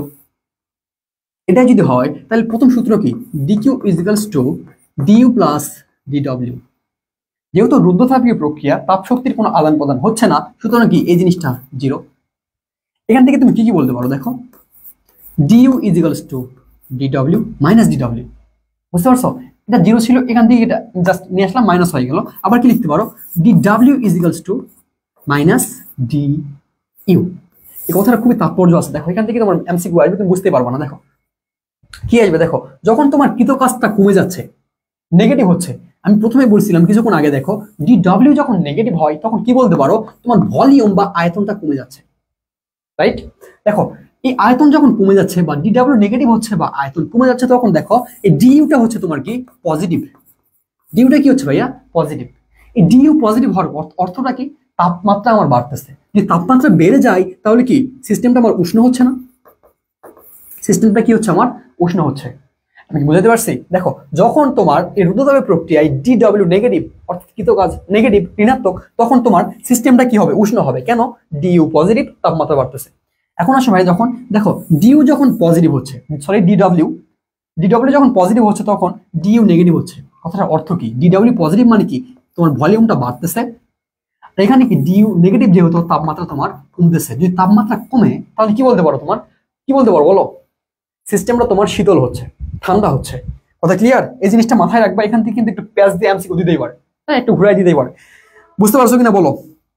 এখন দেখো, এখন আসো ভাইয়া, এই রুদ্ধতাপীয় প্রক্রিয়ায় কৃত কাজ, রুদ্ধতাপীয় প্রক্রিয়ায় কৃত কাজ W equals to NR divided by 1 minus gamma, হ্যাঁ T2 মাইনাস T1। তোমার বই সূত্রটা হয়তো এইভাবে লেখা আছে, W equals to NR divided by gamma minus 1 T1 minus T2। একই কথা, এটা হচ্ছে তোমার রুদ্ধতাপীয় প্রক্রিয়ায় কৃত কাজ। এখন দেখো, রুদ্ধতাপীয় প্রক্রিয়ায় যে আমাদের তাপগতীয় চলরাশি পিভিটি ছিল না ভাইয়া, পিভিটি, এদের মধ্যে একটা সম্পর্ক দেখতে হবে। আমরা সমস্যার ক্ষেত্রে কি দেখছিলাম? সমস্যার ক্ষেত্রে দেখছিলাম পিভি ইজিক্যালস টু কে, সমস্যার প্রক্রিয়া এটা দেখছিলাম। এখন রুদ্ধতাপীয় প্রক্রিয়া আমরা কি দেখবো সেটা দেখি আমরা। দেখো, রুদ্ধতাপীয় প্রক্রিয়ায় লিখো, রুদ্ধতাপীয় প্রক্রিয়ায় তাপগতীয় চলরাশিগুলোর মধ্যে সম্পর্ক। দেখো, PV to the power gamma equals to K, এখান থেকে লিখতে পারো P1 V1 to the power gamma equals to P2 V2 to the power gamma. দেখো, TV to the power gamma minus 1 equals to K, তাই না? তাহলে কি লিখতে পারো? T1 V1 to the power gamma minus 1 equals to T2 V2 to the power gamma minus 1 লিখতে পারো? পারো। এখন আসো ভাইয়া, TP 1 minus gamma divided by gamma equals to K, TP to the power 1 minus gamma equals to K. আচ্ছা, এটা যদি হয় তাহলে লিখতে পারো T1 P1 to the power 1 minus gamma divided gamma equals to T2 P2 1 minus gamma divided by gamma. হ্যাঁ দেখো, এখান থেকে তোমার ম্যাথ দিবে না, জাস্ট তোমার এখান থেকে সূত্রগুলো দিতে পারে, ম্যাথ কিন্তু দিবে না। যদি ম্যাথ দেয় না, ক্যালকুলেশন করতে তোমার একটু টাফ হবে, দিবে না। জাস্ট সূত্রগুলো মনে রাখবা। এই তাপগতীয় চলরাশি অর্থাৎ পিভি টি এর মধ্যে সম্পর্কগুলো কিসের? এটা কোন প্রক্রিয়া ভাইয়া? রুদ্ধতাপীয় প্রক্রিয়ায়, রুদ্ধতাপীয় প্রক্রিয়ার ক্ষেত্রে। আমি কি বুঝাতে পারছি? আমি কি বুঝাতে পারছি বলো তো? বলো। এখন প্রশ্ন হচ্ছে ভাই, এই গামা বিষয়টা কি? গামা জিনিসটা কি?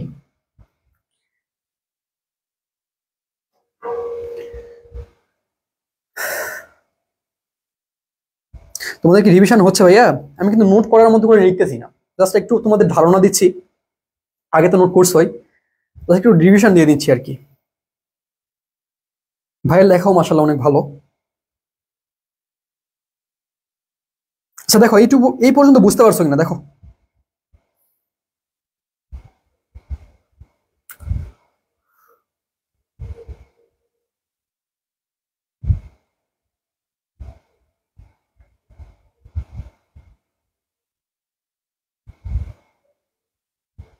আচ্ছা পরে আসো ভাইয়া। দেখো, এই গামা সম্পর্কে দু একটা কথা বলি। দেখো, গামা গামা বিষয়টা আসলে কি বোঝাচ্ছে? গামা, দেখো, মোলার আপেক্ষিক তাপ পড়ছো না তোমরা? মোলার আপেক্ষিক তাপ, ওখান থেকে গামার ধারণাটা আসে। দেখো, স্থির চাপে মোলার আপেক্ষিক তাপ সিপি, স্থির আয়তনে মোলার আপেক্ষিক তাপ, সরি স্থির তাপে আর স্থির আয়তনে, হ্যাঁ স্থির চাপে মোলার আপেক্ষিক তাপ সিপি এবং স্থির আয়তনে মোলার আপেক্ষিক তাপ সিবি এর অনুপাতটা হচ্ছে তোমার গামা। বুঝতে পারছো? স্থির চাপে মোলার আপেক্ষিক তাপ সিপি এবং স্থির আয়তনে মোলার আপেক্ষিক তাপ সিবি এর অনুপাতটা হচ্ছে তোমার গামা। এখন গামার মানটা তোমার ভ্যারি করে এক পারমাণবিক গ্যাসের ক্ষেত্রে, দ্বি পারমাণবিক গ্যাসের ক্ষেত্রে। হ্যাঁ, এখানে তোমার ডিগ্রি অফ ফ্রিডম দিয়ে তোমার সূত্র আসে ভাইয়া, দেখাচ্ছি না, জাস্ট মনে রাখো এই গামার মানটা কত পরমাণু, মানে এক পরমাণবিকের ক্ষেত্রে কত হবে, দ্বি পারমাণবিকের ক্ষেত্রে কত হবে, এটা জাস্ট দেখায়। দেখো, গামার মান এক পরমাণুর ক্ষেত্রে 1.67, বুঝতে পারছো?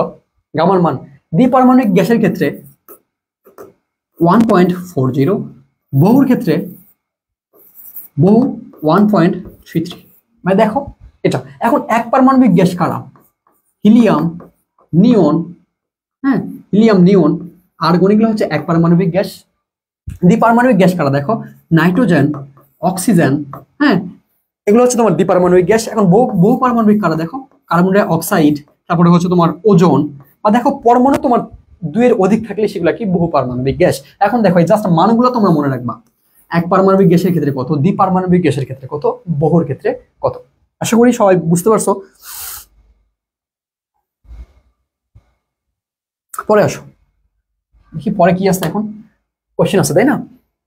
আচ্ছা দেখো, একটি গাড়ি চলতে থাকলে, একটি গাড়ি চলতে থাকলে তার টায়ারের ভিতর কোন তাপগতীয় প্রক্রিয়া প্রক্রিয়া চলে? এই প্রক্রিয়াটি হলো, আচ্ছা আবার বলি, একটি গাড়ি চলতে থাকলে তার টায়ারের ভিতর কিছু তাপগতীয় প্রক্রিয়া চলে, এই প্রক্রিয়াটি হলো, বলো তো ভাইয়া কি? এই উত্তর করো তো দেখি, দেখি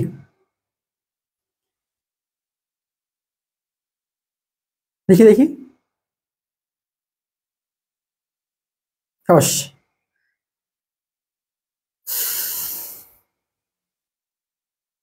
তোমরা সবাই চান্স পাবো বুঝছো, তোমরা পড়াশোনা করছো। হ্যাঁ আসো দেখো, ধ্রুব আয়তন, ধ্রুব আয়তন প্রক্রিয়া দেখো, সবাই জানো, পরে আসি, দেখা দিলাম না। হ্যাঁ, রুদ্ধতাপীয় পরিবর্তনে বস্তুর কোন তাপীয় ধর্ম স্থির থাকে? দেখো এটা পারবা না যদি এই টপিকটা আলোচনা করি নাই। এটা দেখো ভাইয়া, রুদ্ধতাপীয় পরিবর্তনে বস্তুর কোন তাপীয় ধর্ম স্থির থাকে? স্থির, স্থির থাকে কোনটা দেখো, উত্তর করো ভাইয়া।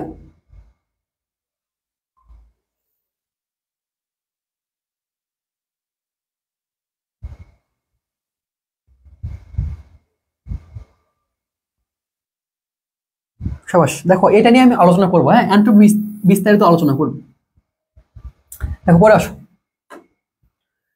কোনো গ্যাসকে রুদ্ধতাপীয় প্রক্রিয়ায় সংকুচিত করলে নিচের কোনটি ঘটে? ভাই দেখো একটু আগে বলছি না, কোনো গ্যাসকে রুদ্ধতাপীয় প্রক্রিয়ায় সংকুচিত করলে, ভাই সংকুচিত করার অর্থ কি? তোমার আয়তনটা কমে যাচ্ছে।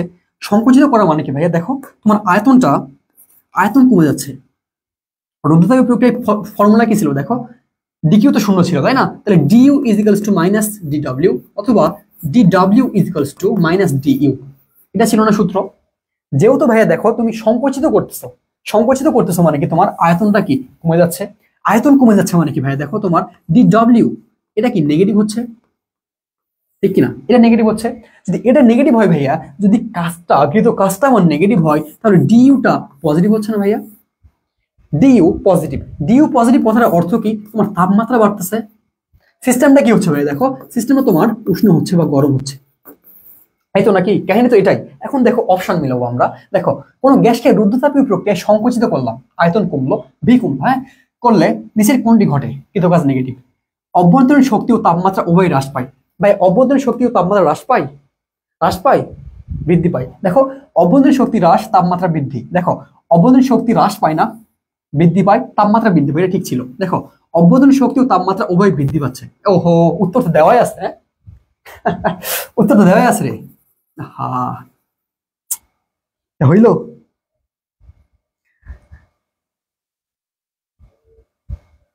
তোমাদের বাজিদ ভাইয়া কি করলো এটা?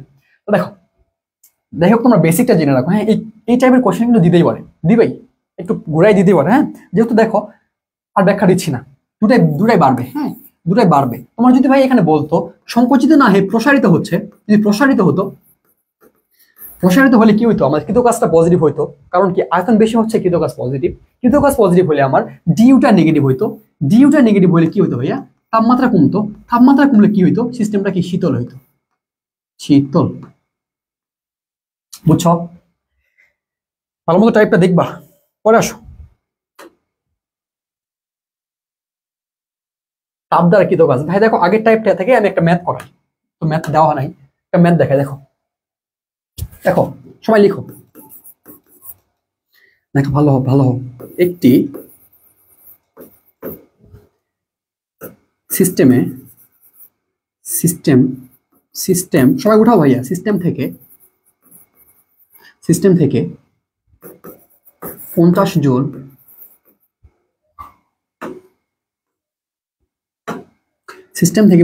জুল তাপ শক্তি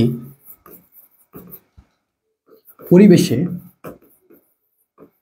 দেখো আমি মুখে বলে তোমরা লিখো, হ্যাঁ। একটি সিস্টেম থেকে 50 জুল তাপ শক্তি পরিবেশে বর্জন করায়, হ্যাঁ বর্জন করায় এর অন্তস্থ শক্তি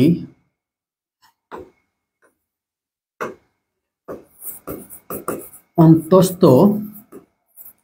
শক্তি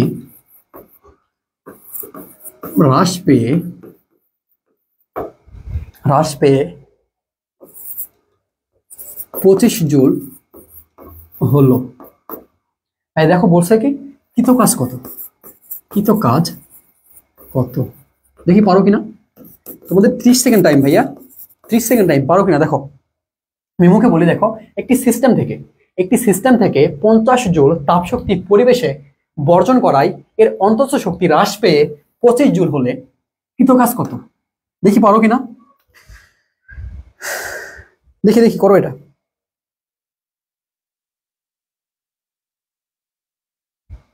দেখো এটা পারো কিনা, আমি প্রশ্নটা আবার বলি। দেখো কি বলছো, 1 মাসে হাতের লেখা সুন্দর হয় একাডেমিতে ভর্তি হয়ে যান, একাডেমি খুলে ফেলো ভাইয়া। দেখো প্রশ্নটা আবার পড়ি। একটি সিস্টেম থেকে 50 জুল তাপ শক্তি পরিবেশে বর্জন করছে ভাইয়া, কি করছে, বর্জন করছে। বর্জন করায় এর অন্তঃস্থ শক্তি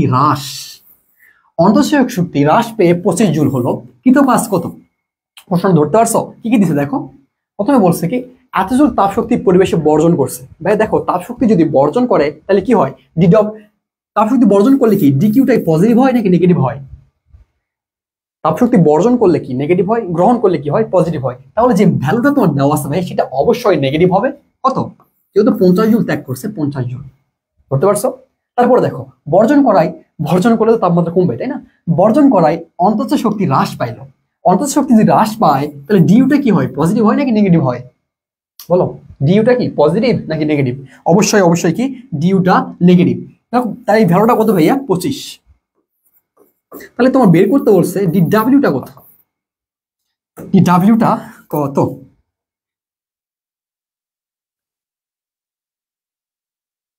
দেখো -25। দেখো আমরা সব সূত্র বসাই, কি ছিল, D Q equals to D U plus DW.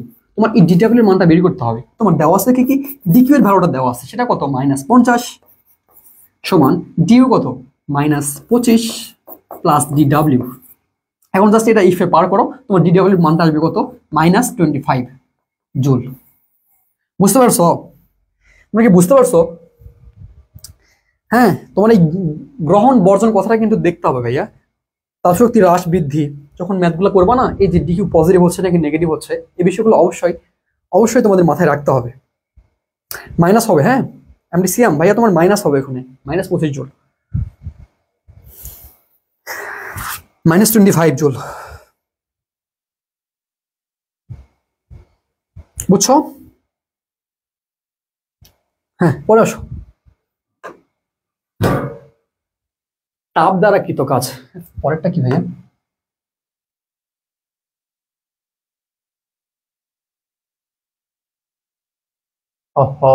একটা ম্যাথ লিখছিল কিন্তু তোমাদের বাজিত ভাই। দেখো আগেটার মধ্যে একটা ম্যাথ লিখছিল, ম্যাথটা করো তো।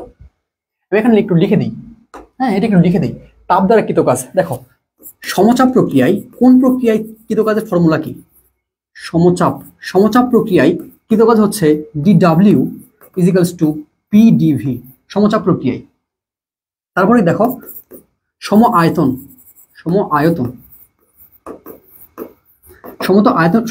প্রক্রিয়ায় তোমার ডিডব্লিউটা হচ্ছে 0, লিখো সবাই। তারপর হচ্ছে সমষ্ণ প্রক্রিয়ায় কৃত কাজ ডিডব্লিউ ইজিক্যালস টু বা W equals to nRT ln V2 by V1, বা লিখতে পারো nRT ln P1 by P2। আগে লিখে দিছিলাম, একটা বেজে সবগুলো লিখে দিচ্ছি, লিখো। এরপর আসো ভাই রুদ্ধতাপীয়,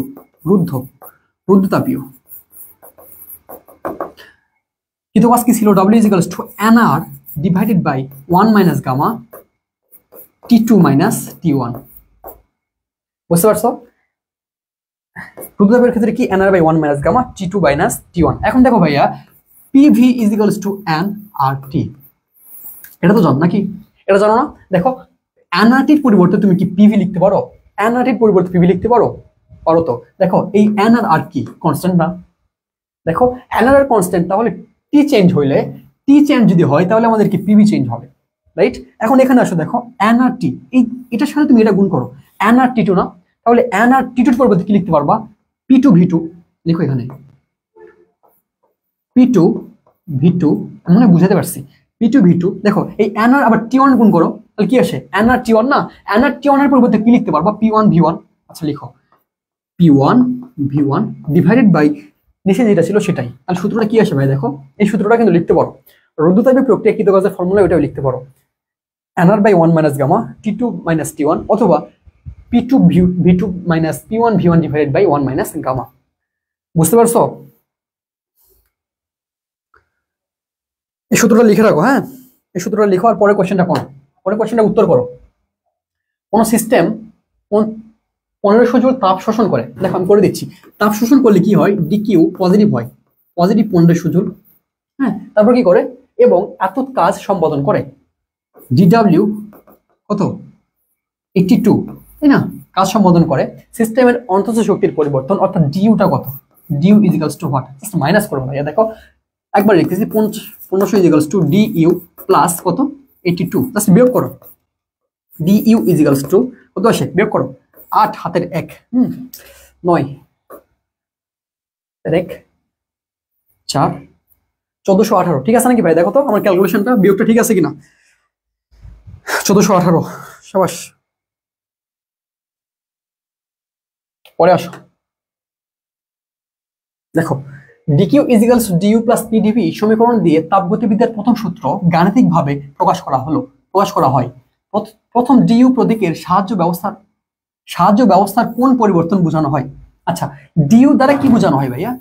অন্তঃ শক্তির পরিবর্তন। সহজ, কোথায় আসছে এটা দেখছো? বিএইউতে আসছে 2001-2। পরে আসো, কোন সংস্থা পরিবেশ থেকে এত তাপ শোষণ করায় অন্তঃ শক্তি এত বৃদ্ধি পেল, এটা কি ভাইয়া? ডিকিউ। ওটা কি ডি ইউ, বলছে কি সংস্থা কর্তৃক পরিবেশের উপর সম্পাদিত কাজের পরিমাণ কত, ডিডব্লিউ কত, জাস্ট মাইনাস করবা, উত্তর যেটা আসবে সেটা করে দিব, জাস্ট মাইনাস করলে হবে। তোমরা উত্তর করছো মনে বি না?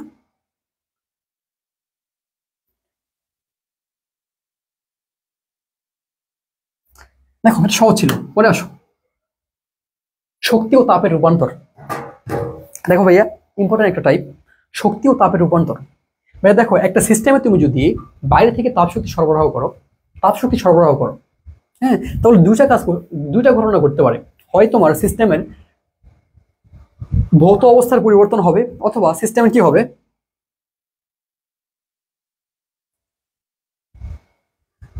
দেখা যায়। আচ্ছা দেখো আমি লিখে দিচ্ছি, দেখো ধরো একটা সিস্টেমে তুমি তাপ শক্তি সরবরাহ করছো, তাপ শক্তি সরবরাহ করলে, দেখো ভালো করতে হবে। হ্যাঁ,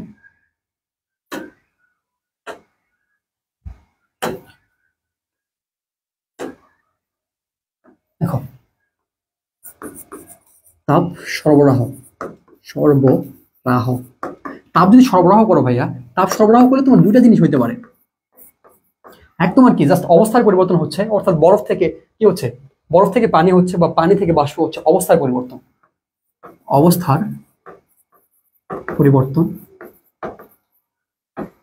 আরেকটা হইতে পারে তোমার তাপমাত্রার পরিবর্তন। ভাই দেখো তাপমাত্রার পরিবর্তন,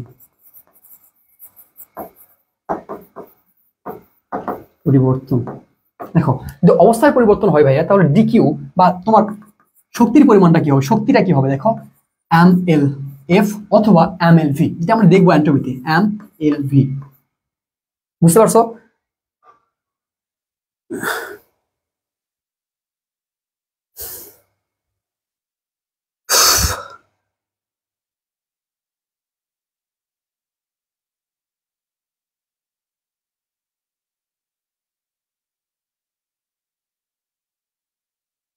দেখো যদি তাপমাত্রার পরিবর্তন হয় তাহলে কি লিখতে পারবো ভাই, দেখো D Q equals to M S del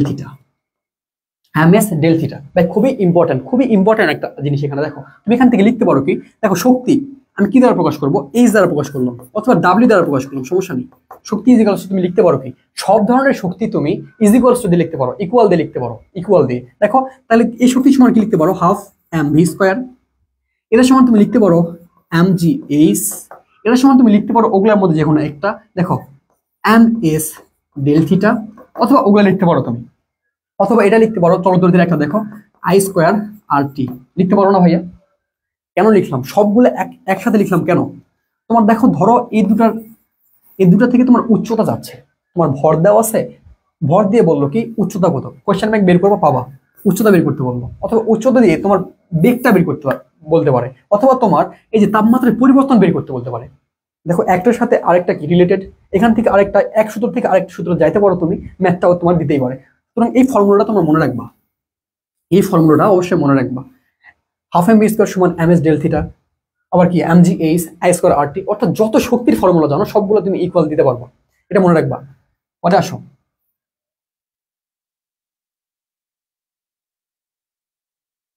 দেখো এই যে প্রশ্নটা বলছে, দেখো 2 কেজি ভরের একটি বস্তু, 2 কেজি ভরের একটা বস্তু 3 মিটার উচ্চতা, তাহলে কি কি দেওয়া আছে তোমার, দেখো ভাইয়া এখানে 2 কেজি, এম এর মান দেওয়া আছে তোমার 2 কেজি, তারপর কি বলছে 3 মিটার উচ্চতা, এইচ তোমার দেওয়া আছে 3 মিটার, হ্যাঁ, উচ্চতা হতে পরে তাপে রূপান্তরিত হলে তাপের পরিমাণ কত। আচ্ছা, DW লিখলাম বা ডব্লিউ লিখলাম বা ডব্লিউ লিখলাম সমস্যা নেই, বা এইচ লিখলাম সমস্যা নেই, তোমার তাপ চাইছে, তুমি কি লিখতে পারো ওই আগের ফর্মুলা দিকে এম জি এইচ লিখতে পারো। এখন কি কি দেওয়া আছে তোমার, এম এর মান দেওয়া আছে, এইচ এর মান দেওয়া আছে, তুমি এখান থেকে এম জি এইচ দিতে পারো না, পারো তো। এখন ফর্মুলা বসাও, 2 × G 9.8, এইচ এর মান কত ভাই বলো তো 3, তাহলে ক্যালকুলেশন করো। দেখো ক্যালকুলেশনটা শিখাই তোমাদেরকে, এই 3 আর 2 গুণ করলে কত হয় 6 আসে, আর 9.8, দেখো তুমি মনে মনে মনে করো, ধরে নাও যে দশমিকটা নাই, ধরে নাও দশমিক নাই, দেখো তাহলে দশমিক নাই করে আমরা গুণটা করি, 6 × 8 = 48, হাতের থাকে আমার 4, 6 × 54, আর 4 কত 58, তাই না? এক ঘর আগে দশমিক ছিল, এক ঘর আগে দশমিকটা তুমি দিয়ে দাও। এখন প্রশ্ন হচ্ছে ভাইয়া, এটা তোমার ছিল কি বলতো, জুল এককে, জুলে। এখন জুল থেকে তোমার যাইতে হবে কোথায়, ক্যালোরিতে, জুল থেকে যাইতে হবে কোথায়, ক্যালোরিতে। দেখো এখন ক্যালোরি এবং জুলের মধ্যে সম্পর্কটা কি, 1 ক্যালোরি সমান 4.2 জুল। দেখো ক্যালোরি বড়, জুল ছোট, বড় থেকে ছোটতে গেলে গুণ করতে হয়, ছোট থেকে বড়তে আসলে ভাগ করতে হয়। তাহলে জুল থেকে তুমি যদি ক্যালোরিতে আসতে চাও, তোমার ভাগ করতে হবে, বুঝতে পারছো ভাইয়া, ভাগ করতে হবে। আমি কি ভুল করলাম? কমেন্ট দেখি তোমাদের।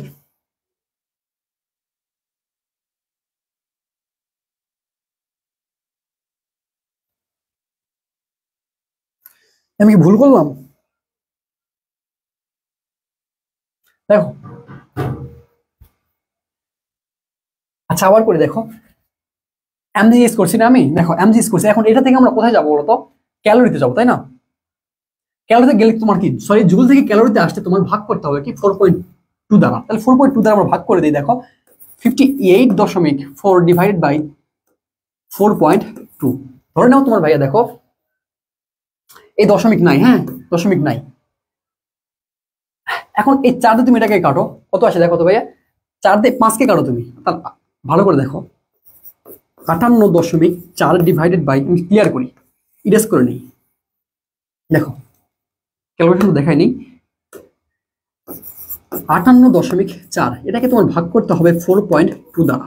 ধরো দেখো, এই দশমিকের পর এক অঙ্ক ছিল, এই দশমিকের পরও এক অঙ্ক ছিল, এটা উঠাই দিলাম, ওকে, তাহলে থাকলো কি 584 ডিভাইডেড বাই 42। দেখো আমি ছোটটা দিয়ে ভাগতেছি, এটা দিয়ে ভাগ করো, কত আসে ভাই দেখো, 4টা যদি ভাগ করো তাহলে একবার আসে, 4 5-এর মধ্যে কয়বার যায়, একবার, হাতে অবশিষ্ট থাকে কত 1, এই 1-এর পর কত ছিল 8, তাহলে 4 দিয়ে এখন 18কে ভাগ করো, 4 4 16, 4 বার যায় না 14, এখন দেখো 14 পর এখানে দেখো অবশিষ্ট কত 4 না, 4 4 16, তাহলে 2 থাকতেছে, 2 2 আর এই 4টা নিয়ে আসো এখানে 24, তাহলে কত, আবার এই 4 দিয়ে এটাকে ভাগ করো, 4 6 24, 14 দশমিক সামথিং আসবে ভাই, দেখো 14 দশমিক সামথিং কোথায়, এই যে, আমি ক্যালকুলেশনটা বুঝাইতে পারছি,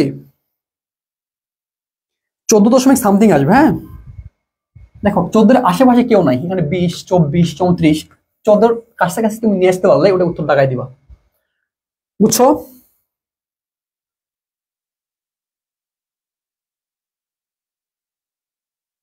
বুঝতে পারছো? পরে আসো, 1 গ্রাম বরফকে শুধুমাত্র গলিয়ে ফেলতে ব্যয়িত শক্তির পরিমাণ কত।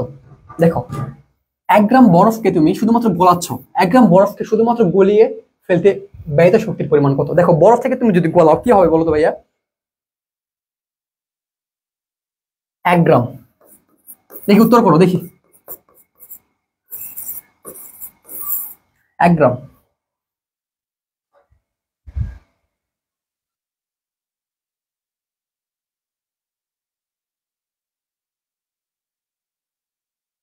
সূত্র কি ছিল বলো তো? দেখো জাস্ট অবস্থার পরিবর্তন হচ্ছে না তোমার, অবস্থার পরিবর্তন হচ্ছে। যদি অবস্থার পরিবর্তন হয় ভাইয়া তাহলে কি ছিল? M L F. এই এল এফ আর এলবি সম্পর্কে তোমাদের বিস্তারিত বলে নেই তখন। এল এফ হচ্ছে তোমার বরফ গলনের আপেক্ষিক সুপ্ত তাপ, আর LV M L V formula দিছিলাম না, আর এলভিটা হচ্ছে তোমার বাষ্পীভবনের আপেক্ষিক সুপ্ত তাপ। এল এফ হচ্ছে বরফ গলনের আপেক্ষিক সুপ্ত তাপ, আর এলভি হচ্ছে বাষ্পীভবনের আপেক্ষিক সুপ্ত তাপ। এখন দেখো যেহেতু এখানে জাস্ট অবস্থার পরিবর্তন হচ্ছে, শুধুমাত্র গলাচ্ছি আমরা, তাহলে সূত্র কি আসবে? M L F. শক্তি কিউ এর মানে বললাম, দেখো এম এল এফ, এম এর মান কত ভাই বলো তো? 1 গ্রাম। গ্রাম থেকে তুমি কেজিতে নিতে কি করতে হয় ভাইয়া? দেখো 1000 দ্বারা গুণ করতে হয়। এই এল এফ এর মান কত? এল এফ এর মান হচ্ছে 3,36,000, 3,36,000। ওকে, আর এলভির মান হচ্ছে 22,68,000। তাহলে এল এফ এর মানটা তুমি এখানে বসাও, এল এফ এর মান বসাও, দেখো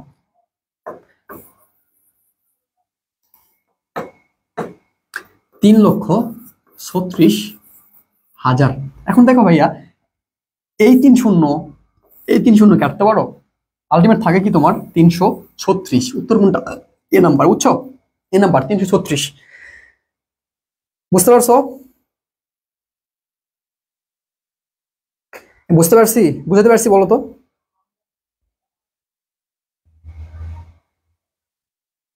আচ্ছা আবার বলতেছি, দেখো এম এল এফ, একজন বলছো আবার বলো এম এল এফ। দেখো আমি আবার বলি, কি বলছে? 1 গ্রাম বরফকে শুধুমাত্র গলিয়ে, দেখো বরফকে তুমি যখন গলাবা, বরফকে যদি গলাও, আইস গলালে কি হয় বলো তো ভাইয়া? ওয়াটার।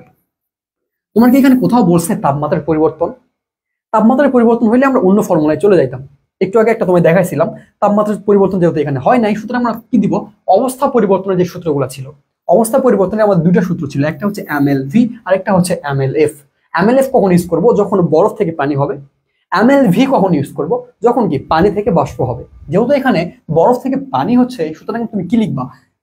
এই যে এই ফর্মুলাটা লিখবা তুমি, Q is equals to M L F বা H is equals to M L F, একই কথা। দেখো এম এর মান তোমার এখানে দেওয়া আছে 1 গ্রাম না? 1 গ্রাম মানে কি তোমার 1 ইন্টু গ্রাম থেকে কেজিতে যাও, 1000 দ্বারা গুণ করলাম। এল এফ এর মুখস্থ মান তোমার, এল এফ এর মানটা হচ্ছে মুখস্থ 3,36,000, 3,36,000। দেখো এই 3 শূন্য, এই 3 শূন্য কাটলাম, আলটিমেট থাকলো কি তোমার 336। আশা করছি বুঝতে পারছো।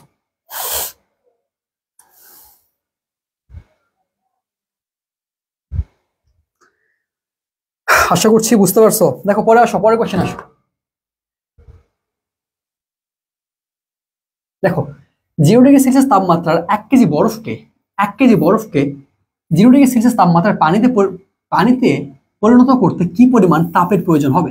দেখো তো ভাইয়া, জাস্ট আইস থেকে তোমার করছে কি? আইস থেকে তোমার ওয়াটার, আইস থেকে ওয়াটার করছে, ভৌত অবস্থার পরিবর্তন হয়েছে। মাত্র দেখাচ্ছি ভৌত অবস্থার পরিবর্তন হইলে এম এল এফ বা এম এল ভি আসবে। যেহেতু বরফ থেকে পানিতে গেছে, তোমার এম এল ইউজ করবা। দেখো সবকিছু দেওয়া আছে তোমার, এম এর মান 1 কেজি আর এল এফ এর মান মুখস্থ 3,36,000। দেখো এই অপশনটা কোথায় আছে? দেখো 3,36,000 জুল পার কেজি, এই যে বি নাম্বার উত্তর। বুঝছো? সহজ ছিল ভাইয়া। পরে আসো, ইঞ্জিন কর্তৃক কাজের পরিমাণ, তাপমাত্রা ও দক্ষতা। দেখো কার্নো ইঞ্জিন, এর আগে তোমরা একটা জিনিস দেখবা ভাইয়া, দেখো এর আগে একটা জিনিস দেখবা, সেটা হচ্ছে প্রত্যাবর্তী প্রক্রিয়া, প্রত্যাবর্তী, আরেকটা হচ্ছে তোমার অপ্রত্যাবর্তী। এই জিনিসটা তোমার দেখতে হবে, প্রত্যাবর্তী প্রক্রিয়া আর অপ্রত্যাবর্তী প্রক্রিয়া। দেখো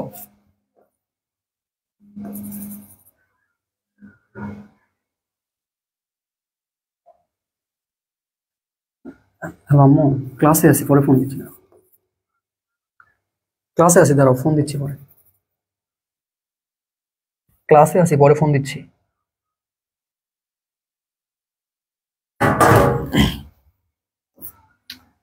দেখো প্রত্যাবর্তী প্রক্রিয়া, প্রত্যাবর্তী প্রক্রিয়ার ক্ষেত্রে ভাইয়া তোমার কৃত কাজ শূন্য, কৃত কাজ শূন্য।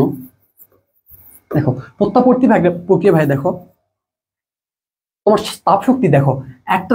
আচ্ছা বিস্তারিত ব্যাখ্যা করতে হবে, বলো তো ব্যাখ্যা করে বুঝাবো?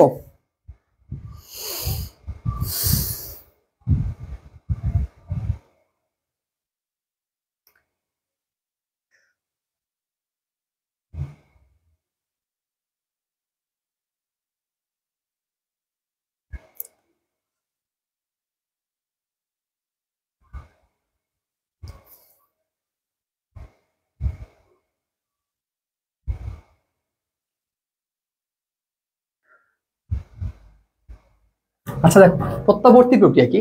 দেখো বিস্তারিত বলেছি, যে প্রক্রিয়া বিপরীতমুখী হয় প্রত্যাবর্তন করে, যে প্রক্রিয়া বিপরীতমুখী হয় প্রত্যাবর্তন করে। ধরো এখান থেকে আমি এই যে এখন যেখানে ক্লাস নিচ্ছি, এটা ধরো হচ্ছে আমাদের স্টুডিও।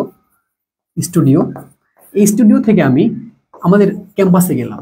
হ্যাঁ, ক্যাম্পাসে গেলাম, অবশ্যই যাইতে আমার একটা কাজ করতে হয়েছে। ধরো 50 জুল কাজ করতে হয়েছে, সাপোজ ধরো 50 জুল, এখান থেকে ওখানে যাইতে 50 জুল কাজ করতে হয়েছে। আবার ওখান থেকে যদি আমি এখানে কাজ আবার ব্যাক করতে চাই, বিপরীতমুখী হয়, তখন দেখো ঠিক সেম পরিমাণ কাজই আমার করতে হবে, ঠিক সেম পরিমাণ কাজই করতে হবে। দেখো আমি এখান থেকে ওখানে গেলাম, ওখান থেকে আবার এখানে আসলাম, বিপরীতমুখী হয় ব্যাক করলাম। যে সকল প্রক্রিয়া বিপরীতমুখী হয়ে ব্যাক করে বা প্রত্যাবর্তন করে, সেগুলোকে বলছি আমরা প্রত্যাবর্তী প্রক্রিয়া।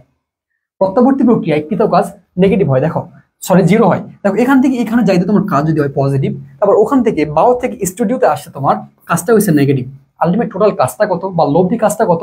জিরো। হ্যাঁ, summation of W is equals two zero. বুঝতে পারছো? তাহলে প্রত্যাবর্তী প্রক্রিয়া কৃত কাজ শূন্য হয়। প্রত্যাবর্তী এই প্রক্রিয়াটা বিপরীতমুখী হয়ে প্রত্যাবর্তন করে, বিপরীতমুখী হয়ে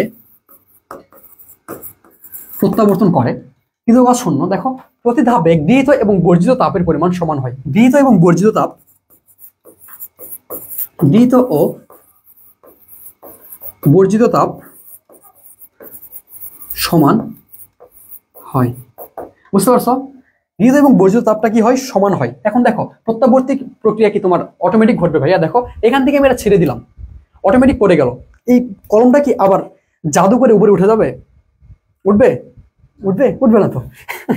তাহলে দেখো জগতের যত স্বতঃস্ফূর্ত বা ন্যাচারাল ঘটনা আছে সব কি প্রত্যাবর্তী না অপ্রত্যাবর্তীর মধ্যে পড়বে। দেখো অপ্রত্যাবর্তী সম্পর্কে একটু বিস্তারিত বলি। দেখো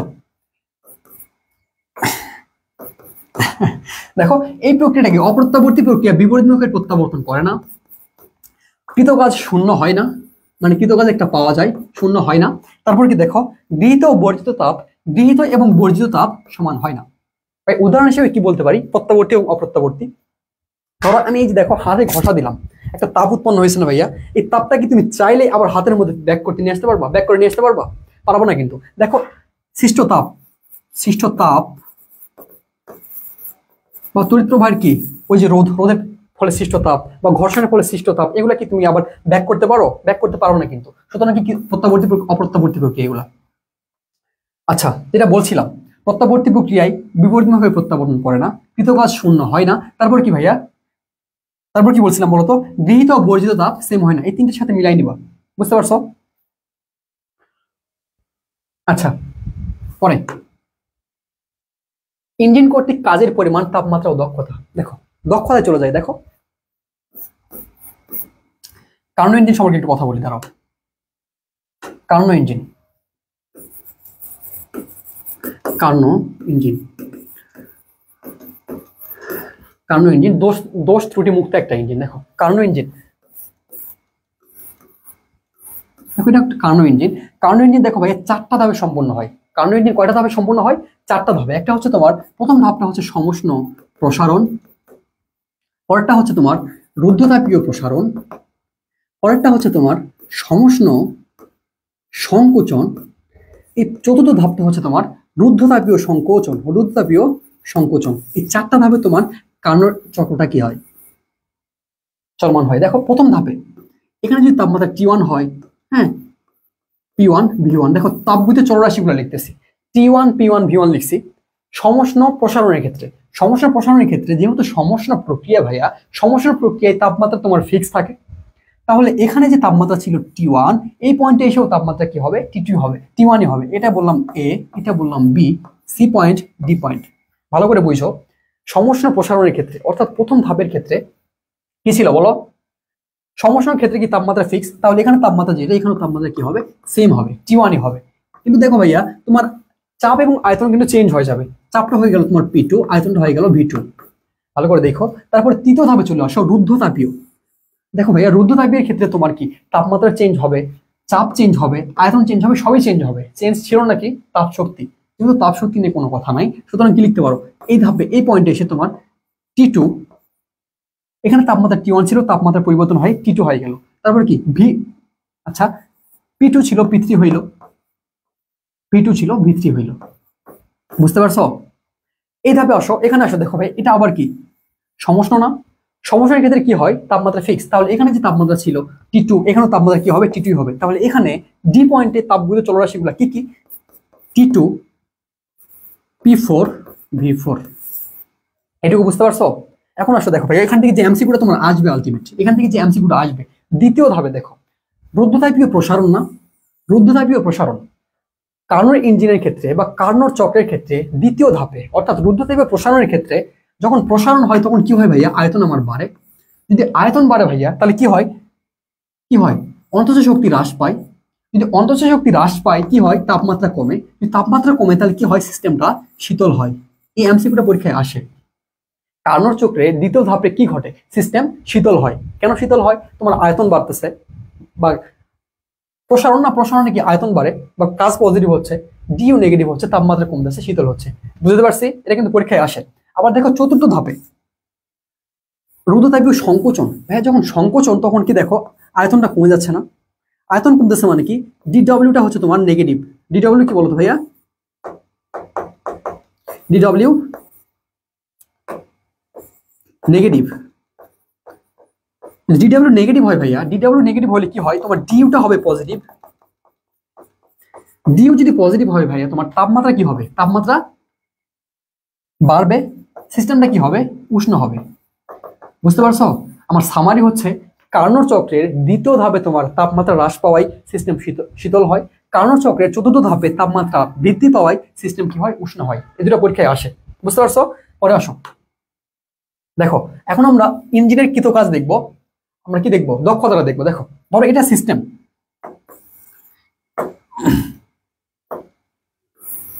সিস্টেম সিস্টেম দেখো এটা হচ্ছে তোমার তাপ উৎস, তাপ উৎস। তাপ উৎসের তাপমাত্রা বললাম T1, একটু ছোট করে লিখি আমি। তাপ উৎসের তাপমাত্রা দেখো, এটা ইঞ্জিন, সরি সিস্টেম বা ইঞ্জিন একই কথা, সিস্টেম। দেখো তাপ উৎসের তাপমাত্রা বললাম T1, এটা বললাম হচ্ছে তোমার তাপগ্রাহক, তাপগ্রাহক। হ্যাঁ, তাপগ্রাহকের তাপমাত্রা বললাম T2। দেখো উৎসের তাপমাত্রা অলওয়েজ বেশি হয়, গ্রাহকের তাপমাত্রা কম হয়। গ্রাহক মানে কি, তাপমাত্রা সে নিচ্ছে, কেন নিচ্ছে, তার তাপমাত্রা কম। ওকে ভাইয়া, দেখো তাপ উৎস থেকে ধরে নাও কি পরিমাণ, Q1 পরিমাণ তাপ শক্তি সিস্টেমে আসলো। দেখো কিছু পরিমাণ তাপ শক্তি তোমার তাপ গ্রাহকে চলে যাবে, Q2 পরিমাণ।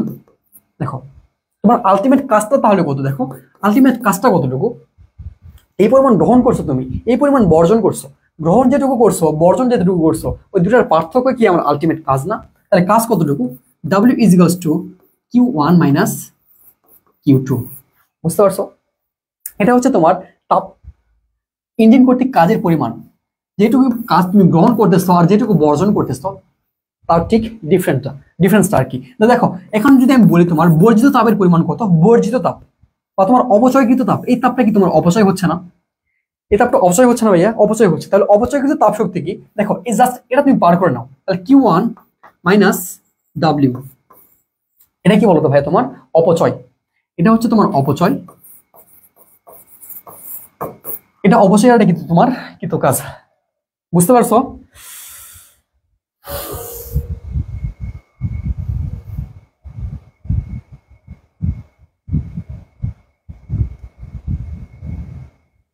বুঝছো বুঝছো?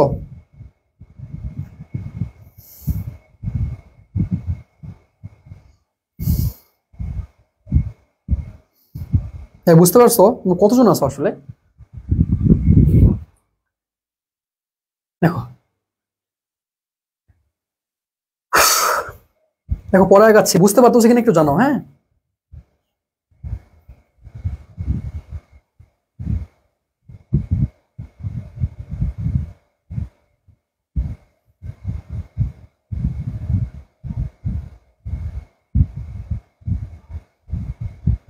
আচ্ছা ওকে, দেখো তাহলে এটুকু হচ্ছে আমার কি কৃতকাজ আর এটা কি অপচয়।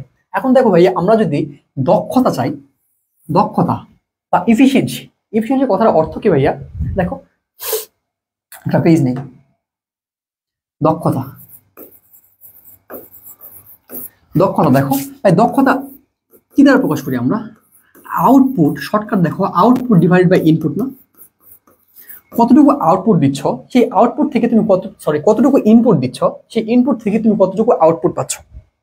তুমি এই যে প্রিপারেশন নিচ্ছ, ইনপুট, এই ইনপুট থেকে তুমি আলটিমেট কি পরীক্ষা পূজার পরেই হোক, ওই পরীক্ষার বসার পর কি হবে ভাইয়া বলো তো? পরীক্ষা দিবা তুমি, পরীক্ষা দিয়ে তুমি যদি আলটিমেট চান্স পাও, তোমার আউটপুট কি পজিটিভ হবে, তাই না? এটাই তো, আউটপুটটা পজিটিভ করার চেষ্টা করো। হ্যাঁ, দেখো যেটা বলছিলাম, কর্মদক্ষতা হচ্ছে যে পরিমাণ ইনপুট দিচ্ছ সেই তুলনায় কতটুকু আউটপুট পাচ্ছ সেটার একটা রেশিও। ওকে, তো দেখো আমি ইঞ্জিনের ক্ষেত্রে এখান থেকে তোমার কি, এখানে তাপমাত্রা ছিল T1, এখান থেকে এটা তাপমাত্রা ছিল T2, এটা হচ্ছে তোমার সিস্টেম। Q1 পরিমাণ তাপশক্তি নিচ্ছিল, Q2 পরিমাণ তাপশক্তি বর্জন করতেছিল। এখান থেকে আমরা কৃতকাজ পাচ্ছিলাম, কৃতকাজ সমান Q1 মাইনাস Q2। দেখো এই যে আমরা কৃতকাজ যেটা পাইলাম সেটাই আমার আলটিমেট আউটপুট না ভাইয়া? যে পরিমাণ কাজ চাচ্ছি মানে পাচ্ছে যেটুকু, এটা আমার আউটপুট না? হ্যাঁ, ওইটুকুতে আউটপুট। আমি দিলাম কি ইনপুট, Q1 পরিমাণ ইনপুট আমি দিলাম, আউটপুট হিসেবে পাইলাম কাজ W, তাই না? W। আচ্ছা,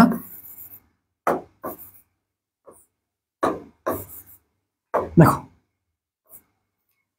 Q1 দিছি, W পাইছি। দেখো Q1 W পরিবর্তে তুমি কি লিখতে পারো?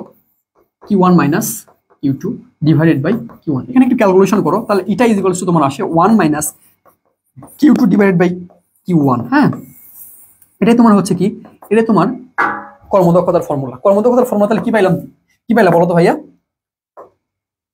এটা is equals to 1 minus Q2 divided by Q1। এখন যেহেতু আমাদের কর্মদক্ষতা পার্সেন্টেজে নিতে হয় বা শতকরায় নিতে হয়, সুতরাং তোমার 100 দ্বারা গুণ করতে হবে।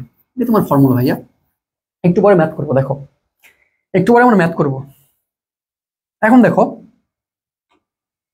দেখো যদি তোমার প্রক্রিয়াটা হয় কার্নোর ইঞ্জিন হয়, কার্নোর ইঞ্জিনের ক্ষেত্রে, শুধুমাত্র কার্নোর ইঞ্জিনের ক্ষেত্রে, আই রিপিট, শুধুমাত্র কার্নোর ইঞ্জিনের ক্ষেত্রে তুমি লিখতে পারবা কিউ সমানুপাতিক টি। আবারও রিপিট করছি, শুধুমাত্র কার্নোর ইঞ্জিনের ক্ষেত্রে তুমি লিখতে পারবা কিউ সমানুপাতিক টি। সেটাই হয় ভাইয়া, লিখতে পারবা দেখো Q1 ডিভাইডেড বাই Q2। আচ্ছা ভেঙে দিই, দেখো এখান থেকে তুমি কি লিখতে পারো? দেখো Q by T is equals to কি, কনস্ট্যান্ট না ভাইয়া? কনস্ট্যান্ট তো, তাহলে এখান থেকে লিখতে পারো কি Q1 divided by T1 is equals to Q2 divided by T2। আরেকটু গোছাই নাও, দেখো Q2 divided by Q1 is equals to T2 divided by T1। শুধুমাত্র কার্নোর ইঞ্জিনের ক্ষেত্রে তুমি এটা লিখতে পারবা, তাপশক্তি এবং তাপমাত্রা পরস্পরকে সমানুপাতিক, শুধুমাত্র কি কার্নোর ইঞ্জিনের ক্ষেত্রে। কার্নোর ইঞ্জিনের ক্ষেত্রে আমি এই বিষয়টা লিখতে পারি, এটা ফর্মুলা হিসেবে মনে রাখবা, এই বিষয়টা লিখতে পারি, তাহলে আমাদের দক্ষতা কি আসে? দেখো 1 minus Q2 divided by Q1 ছিল না ভাইয়া? ছিল না? দেখো কার্নোর ইঞ্জিনের ক্ষেত্রে তুমি এইটুকুর পরিবর্তে তুমি T2 ডিভাইডেড বাই T1 লিখতে পারো, পারি তো। 1 minus T2 divided by T1, এটা হচ্ছে তোমার কি দক্ষতা। বুঝতে পারছো?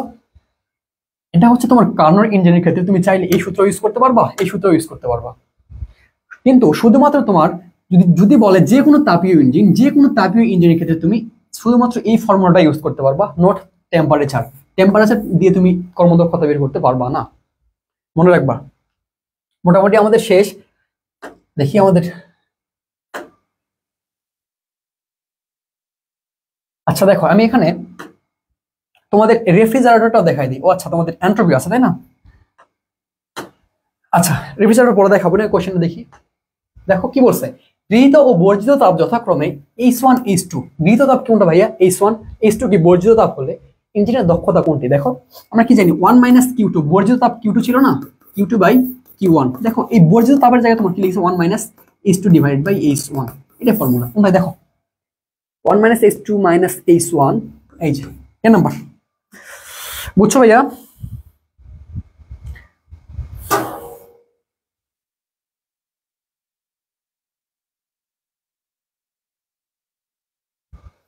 বুঝছো? হ্যাঁ সবাই উত্তর করতেছো এ এ এ। সহজ ছিল তাই না? গৃহীত এবং বর্জিত তাপ যদি তোমার দেওয়া থাকে, এন্ট্রপির সরাসরি ফর্মুলা কি, সরি এন্ট্রপি বলছি, দক্ষতা সরাসরি ফর্মুলা কি? এটা তোমাদের বইয়ে যেটা আছে সেটা। এটা আসো পরে আসো। একটি ইঞ্জিন এত তাপ গ্রহণ করলো, Q1 দেওয়া আছে তোমার, দেখো ভাইয়া গৃহীত তাপ 3400, এত তাপ বর্জন করলো, Q2 কত ভাইয়া বলো তো? 2400। বলছে কি ইঞ্জিনটি দ্বারা কাজের পরিমাণ কত? ভাইয়া দেখো কাজের পরিমাণ কি, জাস্ট দুটার পার্থক্য না, গৃহীত মাইনাস বর্জিত সমানই কাজ না? বর্জিত সমান কি কাজ। তাহলে দেখো তোমার ডি তো ছিল এত, বর্জিত ছিল এত, তাহলে জাস্ট বিয়োগ করে দাও, কত আসে 1000 না, জাস্ট বিয়োগ করলেই তো হয়ে যায়, নর্মাল। দেখো এত সহজ দিলে তো সমস্যা, হ্যাঁ এত সহজ যদি পরীক্ষা চলে আসে সবাই তো। একটি প্রত্যাবর্তী ইঞ্জিন, প্রত্যাবর্তী একটা কথা বলে রাখি, কার্নো ইঞ্জিন, কার্নো ইঞ্জিন একটা প্রত্যাবর্তী ইঞ্জিন। কি বলছি ভাইয়া? প্রত্যাবর্তী, প্রত্যাবর্তী। কার্নো ইঞ্জিন হচ্ছে একটা প্রত্যাবর্তী ইঞ্জিন, মনে রাখবা। তোমার সরাসরি কার্নো ইঞ্জিন যদি উল্লেখ না থাকে, তুমি যদি দেখো যে প্রত্যাবর্তী ইঞ্জিনের কথা বলছে, প্রত্যাবর্তী ইঞ্জিনের কথা বলছে, ধরে নিবা সেটা কার্নো ইঞ্জিন বোঝাচ্ছে। বুঝতে পারছি? প্রত্যাবর্তী ইঞ্জিনের কথা বলে দিলে তুমি বুঝে নিবা সেটা কি কার্নো ইঞ্জিন। আচ্ছা ভাইয়া দেখো, হ্যাঁ কোশ্চেনটা চলে গেল, ওই কোশ্চেন চলে গেছে। আচ্ছা যাই হোক ভাই, দেখো আগের কোশ্চেনটা কি ছিল?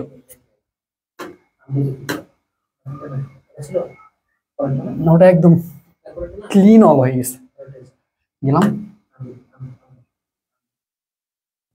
আচ্ছা, ও আচ্ছা,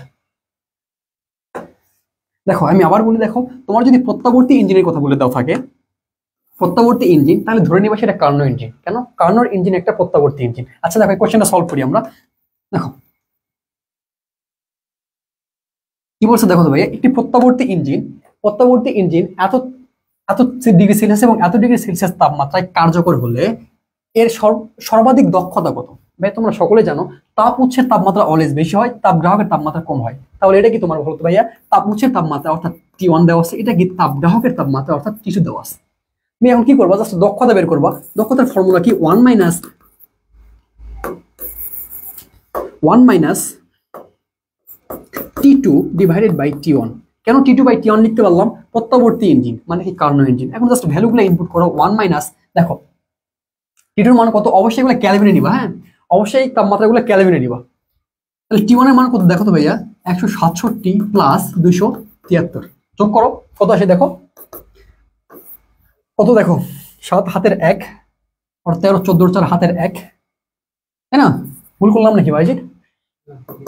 T2 ইকুয়ালস দেখো ভাইয়া 57 প্লাস 273, জাস্ট যোগ করো ভাই, দেখো 0 হাতের 1 7 5 12 13 3 হাতের 1 330, ঠিক আছে না? আচ্ছা 440 মাইনাস 330। আচ্ছা দেখো এখন আসো ভাইয়া, জাস্ট ক্যালকুলেশন করবো আমরা। এই শূন্য কাটো, কাটার পর আলটিমেট থাকে কি দেখো ভাইয়া, আমরা একটু ডিপলিও করতে পারতাম ম্যাথটা। ক্যালকুলেশনের সুবিধার্থে আমরা একটু ডিপলি করি। দেখো আমাদের সূত্রটা এরকম ছিল না, T1 minus T2 divided by T1, এরকম ছিল না? দেখো আমরা একটু ক্যালকুলেশনটা সহজ করার জন্য এরকম করে করবো। দেখো এখানে লিখছি T1 এর মান কত বলো তো ভাইয়া?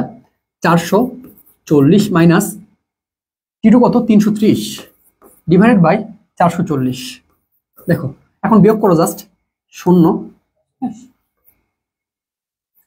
110 না? হ্যাঁ 110 ডিভাইডেড বাই 44, এই তো নাকি? কাটো কত আসে দেখো তো ভাইয়া? 1 বাই 4 11 44 না? এত। এখন দেখো এই ভাগটা তুমি করো, দেখো উপরে কি ছিল? 1 ছিল, নিচে 4 ছিল। দেখো কেমনে করবো? 1 কি এর মধ্যে যায় না? 4 কি 1 মানে 4 দিয়ে কি 1কে ভাগ করা যায়? যায় না। তাহলে এটাকে তুমি 10 ধরে নাও, 10 ধরে নাও। যখন 10 ধরে নিছো মানে কি একটা শূন্য বাড়াইছো, তখন একটা দশমিক দিবা। দেখো 10 দিছে, এখন দেখো 4 দিয়ে 10কে ভাগ করা যায় না? যাই তো। কয়বার যায়? 4 2 8, 2 বার। 8 বার যাওয়ার পর অবশ্যই থাকলো কত? 2। এই 2 এর সামনে আরেকটা শূন্য দাও, 4 দিয়ে ভাগ করো, কত আসে? 4 5 20। দেখো তাহলে উত্তর কত? 25%। এর সাথে 100 গুণ করতে হবে, 25%। আমি বুঝাতে পারছি ভাই? ভাই তুমি বুঝছো? তাহলে ওরা বুঝছে। হ্যাঁ আর একটু আছে।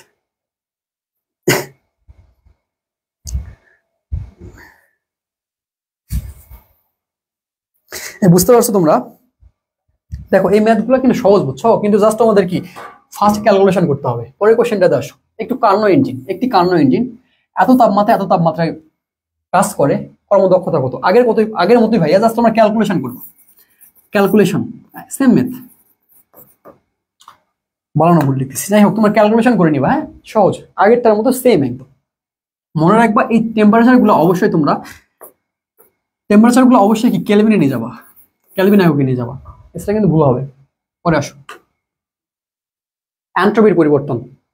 ভাই এন্ট্রপি মানে কি? দেখো তোমার এই কোশ্চেনটাও আসে, এন্ট্রপি বলতে কি বোঝায়? এন্ট্রপি হচ্ছে তোমাদের বাজিদ ভাইয়ের লেখা অনেক ভালো, বুঝছো? এন্ট্রপি মানে হচ্ছে তোমার বিশৃঙ্খলার পরিমাপ। বিশৃঙ্খলা, হ্যাঁ, বিশৃঙ্খলার পরিমাপ বা পরিবর্তন, বিশৃঙ্খলার পরিবর্তন এন্ট্রপি দ্বারা তোমার পরিমাপ করা হয়, বিশৃঙ্খলার পরিবর্তন। তোমার বাজিদ ভাই একটু ফসাবো নাকি? হ্যাঁ, কতজন আছে? 30 জন। আচ্ছা দেখো, এই প্রশ্নটা জাস্ট মনে রাখবা, এন্ট্রপি বলতে কি বোঝায়? এন্ট্রপি বলতে বোঝায় বিশৃঙ্খলা বা বিশৃঙ্খলার পরিবর্তন। দেখো ভাইয়া, এন্ট্রপির ক্ষেত্রে তোমার কেমন ম্যাথ আসে? তোমার যদি তাপমাত্রা চেঞ্জ হয়, তাপমাত্রার দেখো দুইটা ক্রাইটেরিয়া দেখাচ্ছি আমি। এন্ট্রপি, তাপমাত্রা চেঞ্জ হলে, তাপমাত্রা পরিবর্তন হলে, তাপমাত্রা পরিবর্তন না হলে, দেখো দুটো জিনিস মনে রাখবা, তাপমাত্রার পরিবর্তন হলে এন্ট্রপি কি হবে, তাপমাত্রার পরিবর্তন না হলে এন্ট্রপি কি হবে। তাপমাত্রার পরিবর্তন, এন্ট্রপি বলতে আসলে কি বোঝায়? দেখো DS is equals to DQ divided by T. একক তাপমাত্রায় যে পরিমাণ তাপশক্তির পরিবর্তন হচ্ছে, একক তাপমাত্রায় যে পরিমাণ তাপশক্তি পরিবর্তন হচ্ছে, সেটাকে বলছি আমরা এন্ট্রপি। বুঝতে পারছো? আচ্ছা দেখো, যদি তাপমাত্রার পরিবর্তন হয় তাহলে সূত্রটা হচ্ছে DS is equals to M S ln T two divided by T one. ms ln t2 divided by t1। ভাই m দ্বারা কি বোঝাচ্ছে? ভর বোঝাচ্ছে।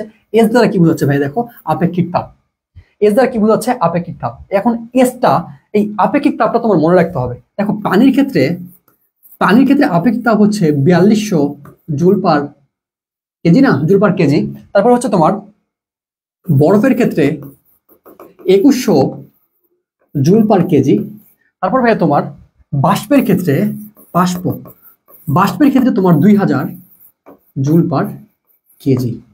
বুঝতে পারছো? যখন তাপমাত্রা চেঞ্জ হবে তখন তুমি এই ফর্মুলাটা ইউজ করবা, ds is equals to ms ln t2 divided by t1। দেখো তাপমাত্রা কি, তাপমাত্রা বুঝতে পারতেছো কোন তাপমাত্রা থেকে কোন তাপমাত্রায় যাচ্ছে। যে তাপমাত্রায় যাচ্ছে সেটা হচ্ছে আমার t2, যে তাপমাত্রা থেকে যাচ্ছে সেটা হচ্ছে আমার t1। আচ্ছা, এস দ্বারা কি? আপেক্ষিক তাপ বোঝায়। পানির ক্ষেত্রে আপেক্ষিক তাপ হচ্ছে 4200, বরফের ক্ষেত্রে 2100, বাষ্পের ক্ষেত্রে 2000। বুঝছো? বুঝতে পারছো? এখন আসলে দেখো, তাপমাত্রা পরিবর্তন না হলে, যদি তাপমাত্রার পরিবর্তন না হয় ভাইয়া, তাপমাত্রার পরিবর্তন না হলে কি করবো? দেখো তোমাদের আগে দেখাইছিলাম একটু, দেখো তাপমাত্রার পরিবর্তন যদি না হয় তাহলে সূত্র হচ্ছে ds is equals to mlf divided by T অথবা mlv ডিভাইডেড বাই টি। এখন দেখো m দ্বারা কি বোঝাচ্ছে? ভর। বুঝতে পারছো? টি দ্বারা বোঝাচ্ছে তাপমাত্রা। এখন LF এবং LV দ্বারা কি বোঝাচ্ছে ভাইয়া? LF এবং LV, দেখো LF মুখে বলছি, LF হচ্ছে বরফ গলনের আপেক্ষিক শক্ততাপ। বরফ গলনের আপেক্ষিক শক্ততাপ যখন তোমার ম্যাথটাতে বলবে এত ডিগ্রি বরফ থেকে পানি হচ্ছে, বরফ থেকে পানি হচ্ছে, অবস্থার পরিবর্তন হচ্ছে, তখন তুমি LF ইউজ করবে। বরফ গলনের আপেক্ষিক শক্ততাপ একক মানটা কত ভাইয়া? 3,36,000। বুঝতে পারছো? এই এলভিটা কি? বাষ্পীভবনের আপেক্ষিক সুপ্ততাপ। বাষ্পীভবনের আপেক্ষিক সুপ্ততাপ। দেখো এখন পানি থেকে যদি বাষ্প হয়ে যায় তখন তুমি এলভি ইউজ করবা। ম্যাথ দেখাবো। দেখো এলভির মানটা কত হচ্ছে ভাইয়া? 22,68,000। বুঝতে পারছো? এই মানগুলো তোমার অবশ্যই মনে রাখতে হবে। এলএফ এর মান 3,36,000, এলভির মান হচ্ছে 22,68,000। বুঝতে পারছো? এখান থেকে আরেকটা মনে রাখবা, পৃথিবীর এন্ট্রপি দিন দিন বাড়ছে। পৃথিবীর এন্ট্রপি কি হচ্ছে? বাড়তেছে। আচ্ছা, এন্ট্রপি বাড়া কি ভালো নাকি খারাপ বলো তো ভাইয়া? হ্যাঁ অবশ্যই, তাই না? পৃথিবীর এন্ট্রপি বাড়া কি ভালো না, তাই না? তোমাদের বাজিদ ভাই বলছে।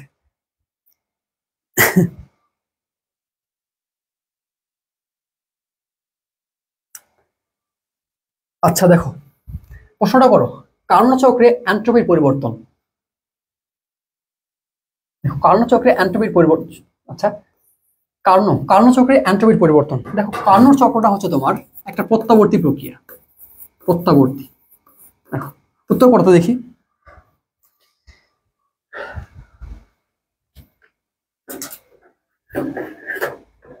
বলো কত আসবে?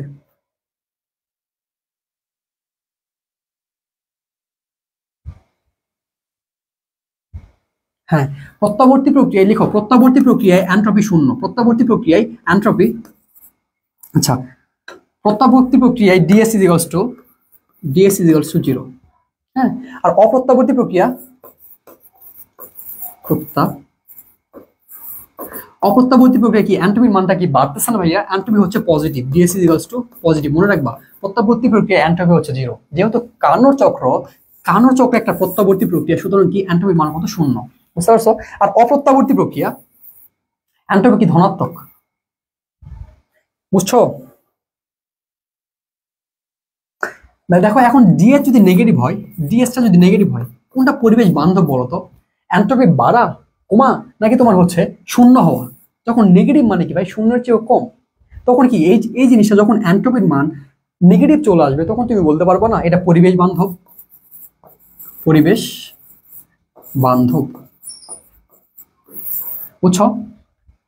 তাহলে এটা মনে রাখবা, প্রত্যাবর্তী প্রক্রিয়া এন্ট্রপি কি স্থির থাকে, স্থির থাকে মানে কি শূন্য, তাই না?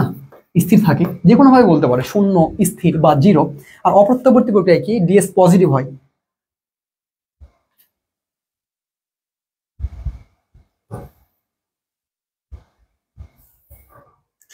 বুঝতে পারছো? হ্যাঁ, তোমাদেরকে আমরা আসলে ব্যাকটেরিয়া দেখতে চাই ভাইয়া, সত্যি দেখতে চাই। ইনশাল্লাহ তোমরা পারবাও। এই যে নেক্সট 1 মাস বা 20 দিন বা 25 দিন, যে টাইমটাই হোক, তোমরা নিজেদের সেরাটা দাও, সর্বোচ্চটা দিয়ে পরিশ্রম করো ভাইয়া। যেগুলো পারো সেগুলো তোমরা জাস্ট বেশি বেশি প্র্যাকটিস করো। হ্যাঁ, তোমাদের চান্স পেতেই হবে।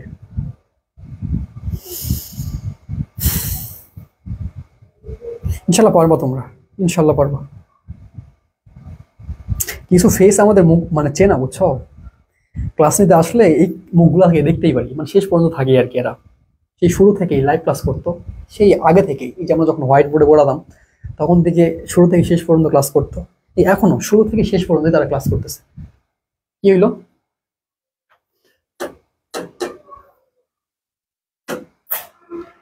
হ্যাঁ,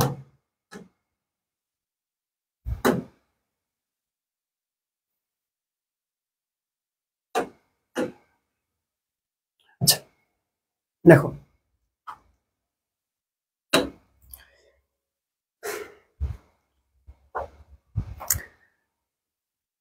হ্যাঁ, তোমরা চান্স পাবা ইনশাল্লাহ। দেখো ভাই, পরের কোশ্চেন আসো। দেখো পরের কোশ্চেন, দেখো 3 কেজি, দেখো 3 কেজি পানিকে 100 ডিগ্রি সেলসিয়াস তাপমাত্রার বাষ্পে পরিণত করতে, দেখো 3 কেজি পানিকে ওয়াটার থেকে তোমার কি ভেপার, তাই না? দেখো তোমার কি তাপমাত্রা চেঞ্জ হয়েছে ভাইয়া? তাপমাত্রা চেঞ্জ হয়েছে? হয় না। কিন্তু তাপমাত্রা যদি চেঞ্জ না হয়, তাহলে কোন ফর্মুলা তুমি দিবা? MLF অথবা MLV, তাই তো? এখন MLF MLV কখন দিব সেটা তোমাদের অলরেডি বলছি। যখন বরফ থেকে পানি হবে তখন LF, পানি থেকে বাষ্প হলে কি হবে ভাইয়া? LV হবে। দেখো এখানে বলছে কি, বাষ্পের কথা বলছে না, তোমরা সবাই জানো সূত্র কি, MLV/T। জাস্ট এখন ভ্যালু ইনপুট করো। দেখো M এর মান কত? 3 কেজি, তাই না? এখন LV মান কত? 22,68,000। টির মান কত ভাই? দেখো তো কত, তাপমাত্রা কত বলো তো? কত? 100 ডিগ্রি সেলসিয়াস না? তাহলে ক্যালভিন নিলে কি হবে? 373 ক্যালভিন। এখন ভাগ করবো কেমনে? হ্যাঁ, 10-11 থেকে ক্যালকুলেটর ছিল নাকি? 10-11 থেকে ক্যালকুলেটর ছিল না?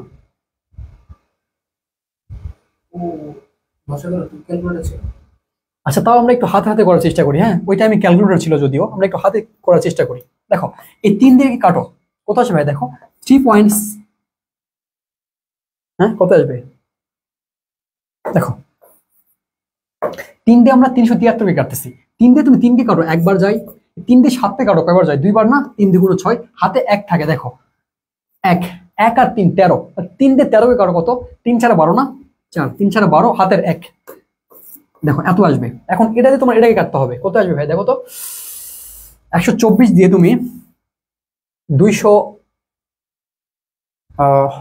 একটু আমরা ক্যালকুলেশন করি। দেখো ভালো করে মনোযোগ দাও, আমি এই পর্যন্ত আসবো। দেখো 1 2 3 4, 4 করে যদি আমি সামনে আসি ভাইয়া, তাহলে কত দিতে পারবো? 10 টু দি পাওয়ার সামথিং দিতে পারবো না? 10 টু দি পাওয়ার 4 দিতে পারবো না? দেখো 1 2 3 4, 4 করে আগে আসলাম, তাহলে 10 এর পাওয়ার কত দিব? 4 দিব। একটু গুছাই লিখে দেখো 226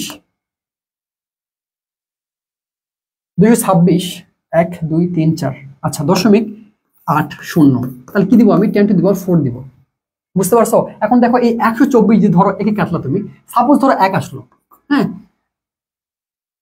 1 আসলো তাহলে 1 1 এর চেয়ে একটু বেশি আসবে না ভাইয়া 1 এর চেয়ে একটু বেশি আসবে 1 পয়েন্ট সামথিং হ্যাঁ ধরো সামথিং ইনটু 10⁴ দেখো এখন 10⁴ কোন জায়গায় আছে দেখো তো ভাইয়া এই যে দেখো 10⁴ আছে বুঝতে পারছো 10⁴ কিন্তু দেখো তো ভাইয়া এখানে 10⁶ 9 6 হবে উত্তর কি ডি নাম্বার না হ্যাঁ তোমরা অলরেডি বলছো উত্তর ডি দেখো ক্যালকুলেশন কেমনে করতে হয় বুঝতে পারছো বড় দিক সমস্যা নাই তোমরা ক্যালকুলেশন করতে পারবো এই জন্য তোমাদের বেশি বেশি প্র্যাকটিস করতে হবে বুঝছো ম্যাথটা করবা নিজে নিজে আবার প্র্যাকটিস করবা ক্যালকুলেটর ছাড়া পরে শেষ আরেকটা টাইপ ছিল যারা একটু দেখাই দেয় 2 মিনিট হ্যাঁ ভাই দেখো refrigerator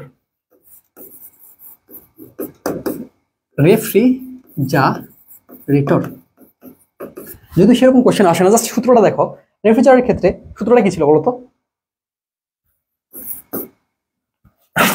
Q1 minus Q2 Q1 এটা না বলো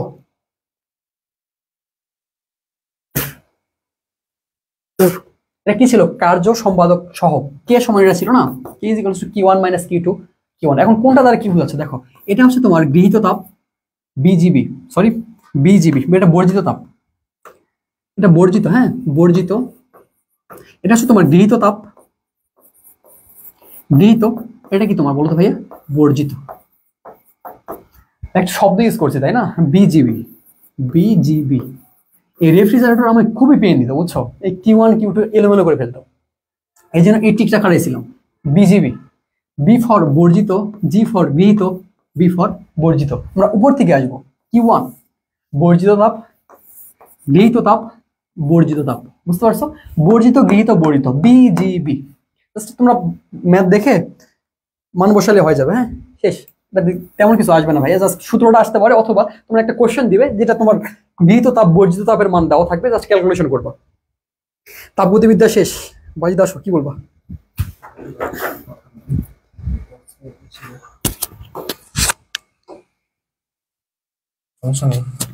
আচ্ছা কথা হচ্ছে তোমাদের অলরেডি নিউজ তো সবাই হয়তো বা পাইছো যে তোমরা পরীক্ষা ইনশাল্লাহ পূজার পরে হবে সো নিউজ কিন্তু অলরেডি সবার কাছে চলে গেছে এবং আজকে হচ্ছে আমরাই বাকৃবিতে ছিলাম ভিসি স্যারের সাথে কথা বললাম অনেকক্ষণ কথা হলো স্যারের সাথে এবং স্যার খুব সুন্দরভাবে বললেন যে তোমাদের পরীক্ষাটা মূলত এবার যে পরীক্ষাটা পূজার পরে হবে এবং পূজার পরে হলেও কিন্তু যে একদম অক্টোবরের শেষে হবে ওরকম না আমি কিন্তু বারবার বলতেছি পূজার পরেও যদি হয় স্যার যেটা বললেন তোমার একদম পূজার পরপর অর্থাৎ পূজার পরপর বলতে গেলে আমাদের কাছে ডেট আছে কোনটা শুধুমাত্র 19 তারিখ কিন্তু আমাদের পূজার পর আমাদের কাছে কিন্তু পূজার পর শুধুমাত্র অক্টোবরের 19 তারিখ কিন্তু ডেটটা আছে সো এই টার্গেটটা করে কিন্তু তোমরা পড়াশোনা করো আর দ্বিতীয় কথা যেটা আমি তোমাদেরকে বলতেছি দেখো অনেক দিনে গ্যাপ চলে গেছে অনেকেই পড়ার মধ্যে রেগুলারিটি ছিল না বা কন্টিনিউয়াসলি পড়াশোনা করো নাই বাট এখন কিন্তু একটা পড়ার সুযোগ আসছে এবং এখন কিন্তু তোমাদের পড়াশোনাটা কন্টিনিউ করতে হবে আমরাও বেশ কিছুদিন ক্লাস কন্টিনিউ করি নাই কারণ পরীক্ষা কবে হবে না হবে এগুলার কোনো তোমার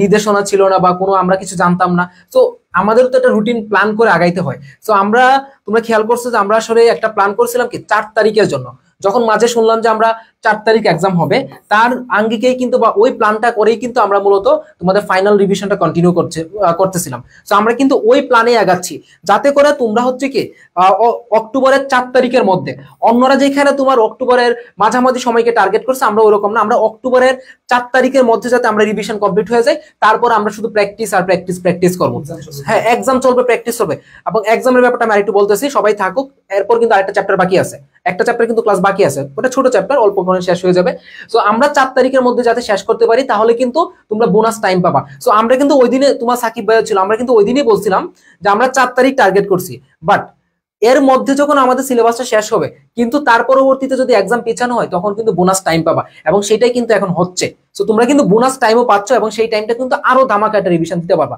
সো তোমাদের কাছে যেটা রিকোয়েস্ট রেগুলার ক্লাসগুলো করবা এন্ড এক্সামগুলো দিবা আর এক্সামের যে ব্যাপারটা আমরা একটু এক্সামের বিষয়টা একটু পরিবর্তন আনতেছি একটু পানি খা এক্সামের ব্যাপারটা একটু পরিবর্তন আনতেছি একটু শোনো এক্সামের ব্যাপারটা কিরকম পরিবর্তন আনতেছি নর্মালি আমি তোমাদেরকে বলছিলাম না যে যেদিন যে ক্লাসটা হবে যেদিন যে ক্লাস হবে তারপর দিন সেই এক্সাম হবে। বাট এখন আমরা যেটা করতে চাচ্ছি সেটা হচ্ছে আমরা এক্সামের জন্য একটা আলাদা রুটিন দিব। এক্সামের জন্য আলাদা রুটিন দিয়ে তোমাদের যেটা করব, প্রতিদিনই কৃষি স্ট্যান্ডার্ডের 100 মার্কের এক্সাম হবে। এবং সেটা কেমন ভাবে হবে, তোমার প্রতিদিনে বায়োলজি থাকবে, সাথে সাথে কেমিস্ট্রি থাকবে, ফিজিক্স থাকবে, ম্যাথ থাকবে, এন্ড হচ্ছে ইংলিশ থাকবে। অর্থাৎ নির্দিষ্ট চ্যাপ্টার, ধরো কালকে এক্সাম নিলাম হচ্ছে কি তোমার বায়োলজির ক্ষেত্রে, যেমন ধরে নিয়ে আসলাম হচ্ছে আমরা 2টা চ্যাপ্টার, তারপর ফিজিক্সের 2টা চ্যাপ্টার, কেমিস্ট্রির 1টা চ্যাপ্টার, ম্যাথের 2টা চ্যাপ্টার, ইংলিশের কিছু টপিক মিলে 100 মার্কের এক্সাম আমরা ডেইলি নিব।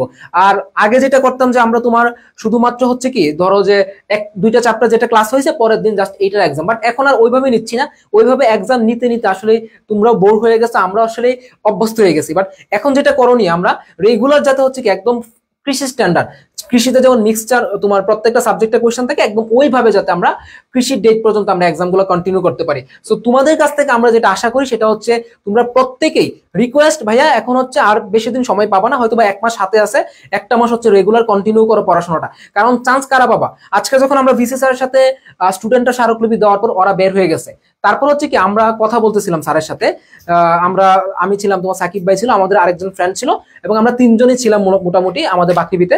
তো আমরা কথা বলতেছিলাম, তখন স্যার একটা কথা বললো যে দেখো, চান্স তারাই পাবে, 4 তারিখ পরীক্ষা হলে যারা চান্স পাইতো 26 তারিখ হলেও তারা চান্স পাবে, 19 তারিখ কিন্তু তারাই পাবে। কেন জানো কথাটা, আমিও কিন্তু সেম কথাটা আগেও বলতেছিলাম, এবং স্যারের সাথে আমাদের একটা কিন্তু মানে কথা কিন্তু মিলে গেছে। তো এটা কেন, কারণ যারা এখনো পড়াশোনায় ব্যাক করে নাই তারা কিন্তু 26 তারিখ হলেও ব্যাক করবে না, নভেম্বরের 2 তারিখ হলেও ব্যাক করবে না, যদি 24 সালেও পরীক্ষা না হয় তারপর ওরা পড়াশোনা ব্যাক করবে না। বাট যারা পড়াশোনা অ্যাকচুয়ালি ফিরে আসছো তাদের জন্য যদি 4 তারিখও এক্সাম হইতো তোমরা কিন্তু চান্স পাইতা। তো তোমাদের কাছে রিকোয়েস্ট, পড়াশোনায় ফিরো, রেগুলার রিভিশন ক্লাসগুলো করো, এন্ড এক্সামগুলো দাও। প্রত্যেকদিন ক্লাস হচ্ছে, আমরা কষ্ট করে ক্লাসগুলো নিচ্ছি, তোমরা ক্লাসগুলো জাস্ট কন্টিনিউ করো। আর আরেকটা কথা হচ্ছে কি, 2000 প্লাস 2000-এর মতো এমসিকিউ এর আমরা একটা শীট আমরা রেডি করা শুরু করে দিছি। সো এইটা হচ্ছে যারা শুধুমাত্র ময়মনসিংহ এর আশেপাশে আছো, ময়মনসিংহ শহরে, তাদের কাছে আমরা হচ্ছে কি হার্ড কপিটা পৌঁছায় দিব আপাতত। আর যারা হচ্ছে ময়মনসিংহের বাইরে আছো, আমরা চিন্তা করতেছি প্রত্যেকটা শহরেই যাতে হার্ড কপিটা পৌঁছায় দিতে পারি, এবং এই 2000 এমসিকিউ এর মধ্যে ইনশাআল্লাহ 60 প্লাস এমসিকিউ জন্য তোমরা হুবহু কমন পাও, আর 60 প্লাস পাইলেই কিন্তু তোমার চান্স নিশ্চিত। তো আমরা প্রত্যেকটা শহরে চেষ্টা করবো পৌঁছায় দিতে, আমরা চেষ্টা করতেছি যাতে পৌঁছায় দিতে পারি। যদি তোমাদের স্টুডেন্ট সংখ্যাটা বেশি হয় তাহলে আমরা চেষ্টা করবো যে শহরগুলোতে স্টুডেন্ট আমাদের বেশি আছে সেই শহরগুলোতে আমরা কুরিয়ার করে পাঠাই দিতে, তারপর হচ্ছে তোমরা পিক আপ করে নিয়ে গেলা। সো এই হচ্ছে কি আমরা প্ল্যান করতেছি, অথবা আমরা পিডিএফ দিয়ে দিব। সো তোমরা রেগুলার পড়াটা কন্টিনিউ করো, ক্লাসগুলো কন্টিনিউ করো, এন্ড আমরা ইনশাল্লাহ তোমাদের জন্য বেস্ট সাপোর্টটা দিচ্ছি। আরেকটা ব্যাপার, এই যে রিভিশন ক্লাসগুলো হচ্ছে, তুমি নিশ্চিন্তে বলতে পারি বাংলাদেশে যে যাই পড়াক, বাংলাদেশে কৃষির জন্য যে যাই পড়াক, আমরা যা পড়াবো তা হচ্ছে 100% অ্যাকুরেট। কেন অ্যাকুরেট, কারণ এখানে প্রত্যেকটা টিচার বাকৃবি, এবং বাকৃবি হচ্ছে কৃষির জন্য টপ। এখানে কোনো অন্য কোনো ইউনিভার্সিটি আমরা এখানে কম্পেয়ার করতেছি না। বাট তোমরা যেহেতু কৃষির জন্য আসছো, কৃষিতে মাদার ইউনিভার্সিটি হচ্ছে বাকৃবি, এবং এখানে বাকৃবির ভাইয়ারে ক্লাস করাচ্ছে। তো সর্বোচ্চ অ্যানালাইসিস করা ক্লাস এখানে হবে, এর চেয়ে বেস্ট কিছু হওয়ার মতো না। তো যা পড়াচ্ছে তা থেকে কোয়েশ্চেন আসবে, জাস্ট কোয়েশ্চেন ব্যাংকটা সলভ করো, আর 2000 এমসিকিউ পাঠিয়ে দিলে ওইগুলো সলভ করবা, চান্স ইনশাল্লাহ নিশ্চিত। তো এই কথাই আমার বলার ছিল। তোমাদের সাকিব ভাই ভৌত আলোক বিজ্ঞান চ্যাপ্টারটা খুব শর্টকাটে শেষ করে দিবে। সবাই ক্লাসটা একটু মনোযোগ সহকারে কন্টিনিউ করো। আল্লাহ হাফেজ, আমার সাথে কালকের ক্লাসে দেখা হবে। মিটিং আছে।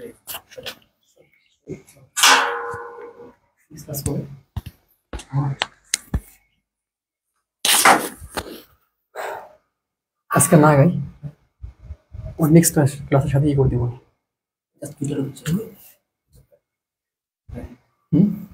একবার ভালো মতো শেষ করে দিব।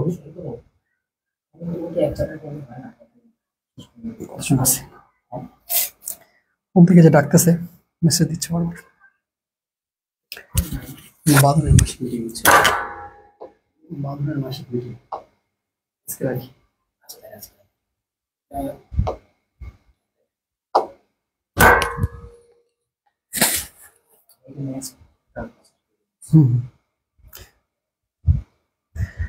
রাজশাহীতে পাঠান প্লিজ, সব জায়গায় পাঠানো হবে না কোশ্চেন, যদি স্টুডেন্ট সংখ্যা বেশি হয় যে শহরগুলোতে সেগুলোতে পাঠানো। আচ্ছা ভাই দেখো, আমার হলে একটা প্রোগ্রাম পড়ে গেছে বুঝছো, একটা মিটিং চলতেছে। তো আজকে আমি এই পর্যন্তই রাখি, হ্যাঁ, প্রাগবতী বিদ্যা পর্যন্তই রাখি।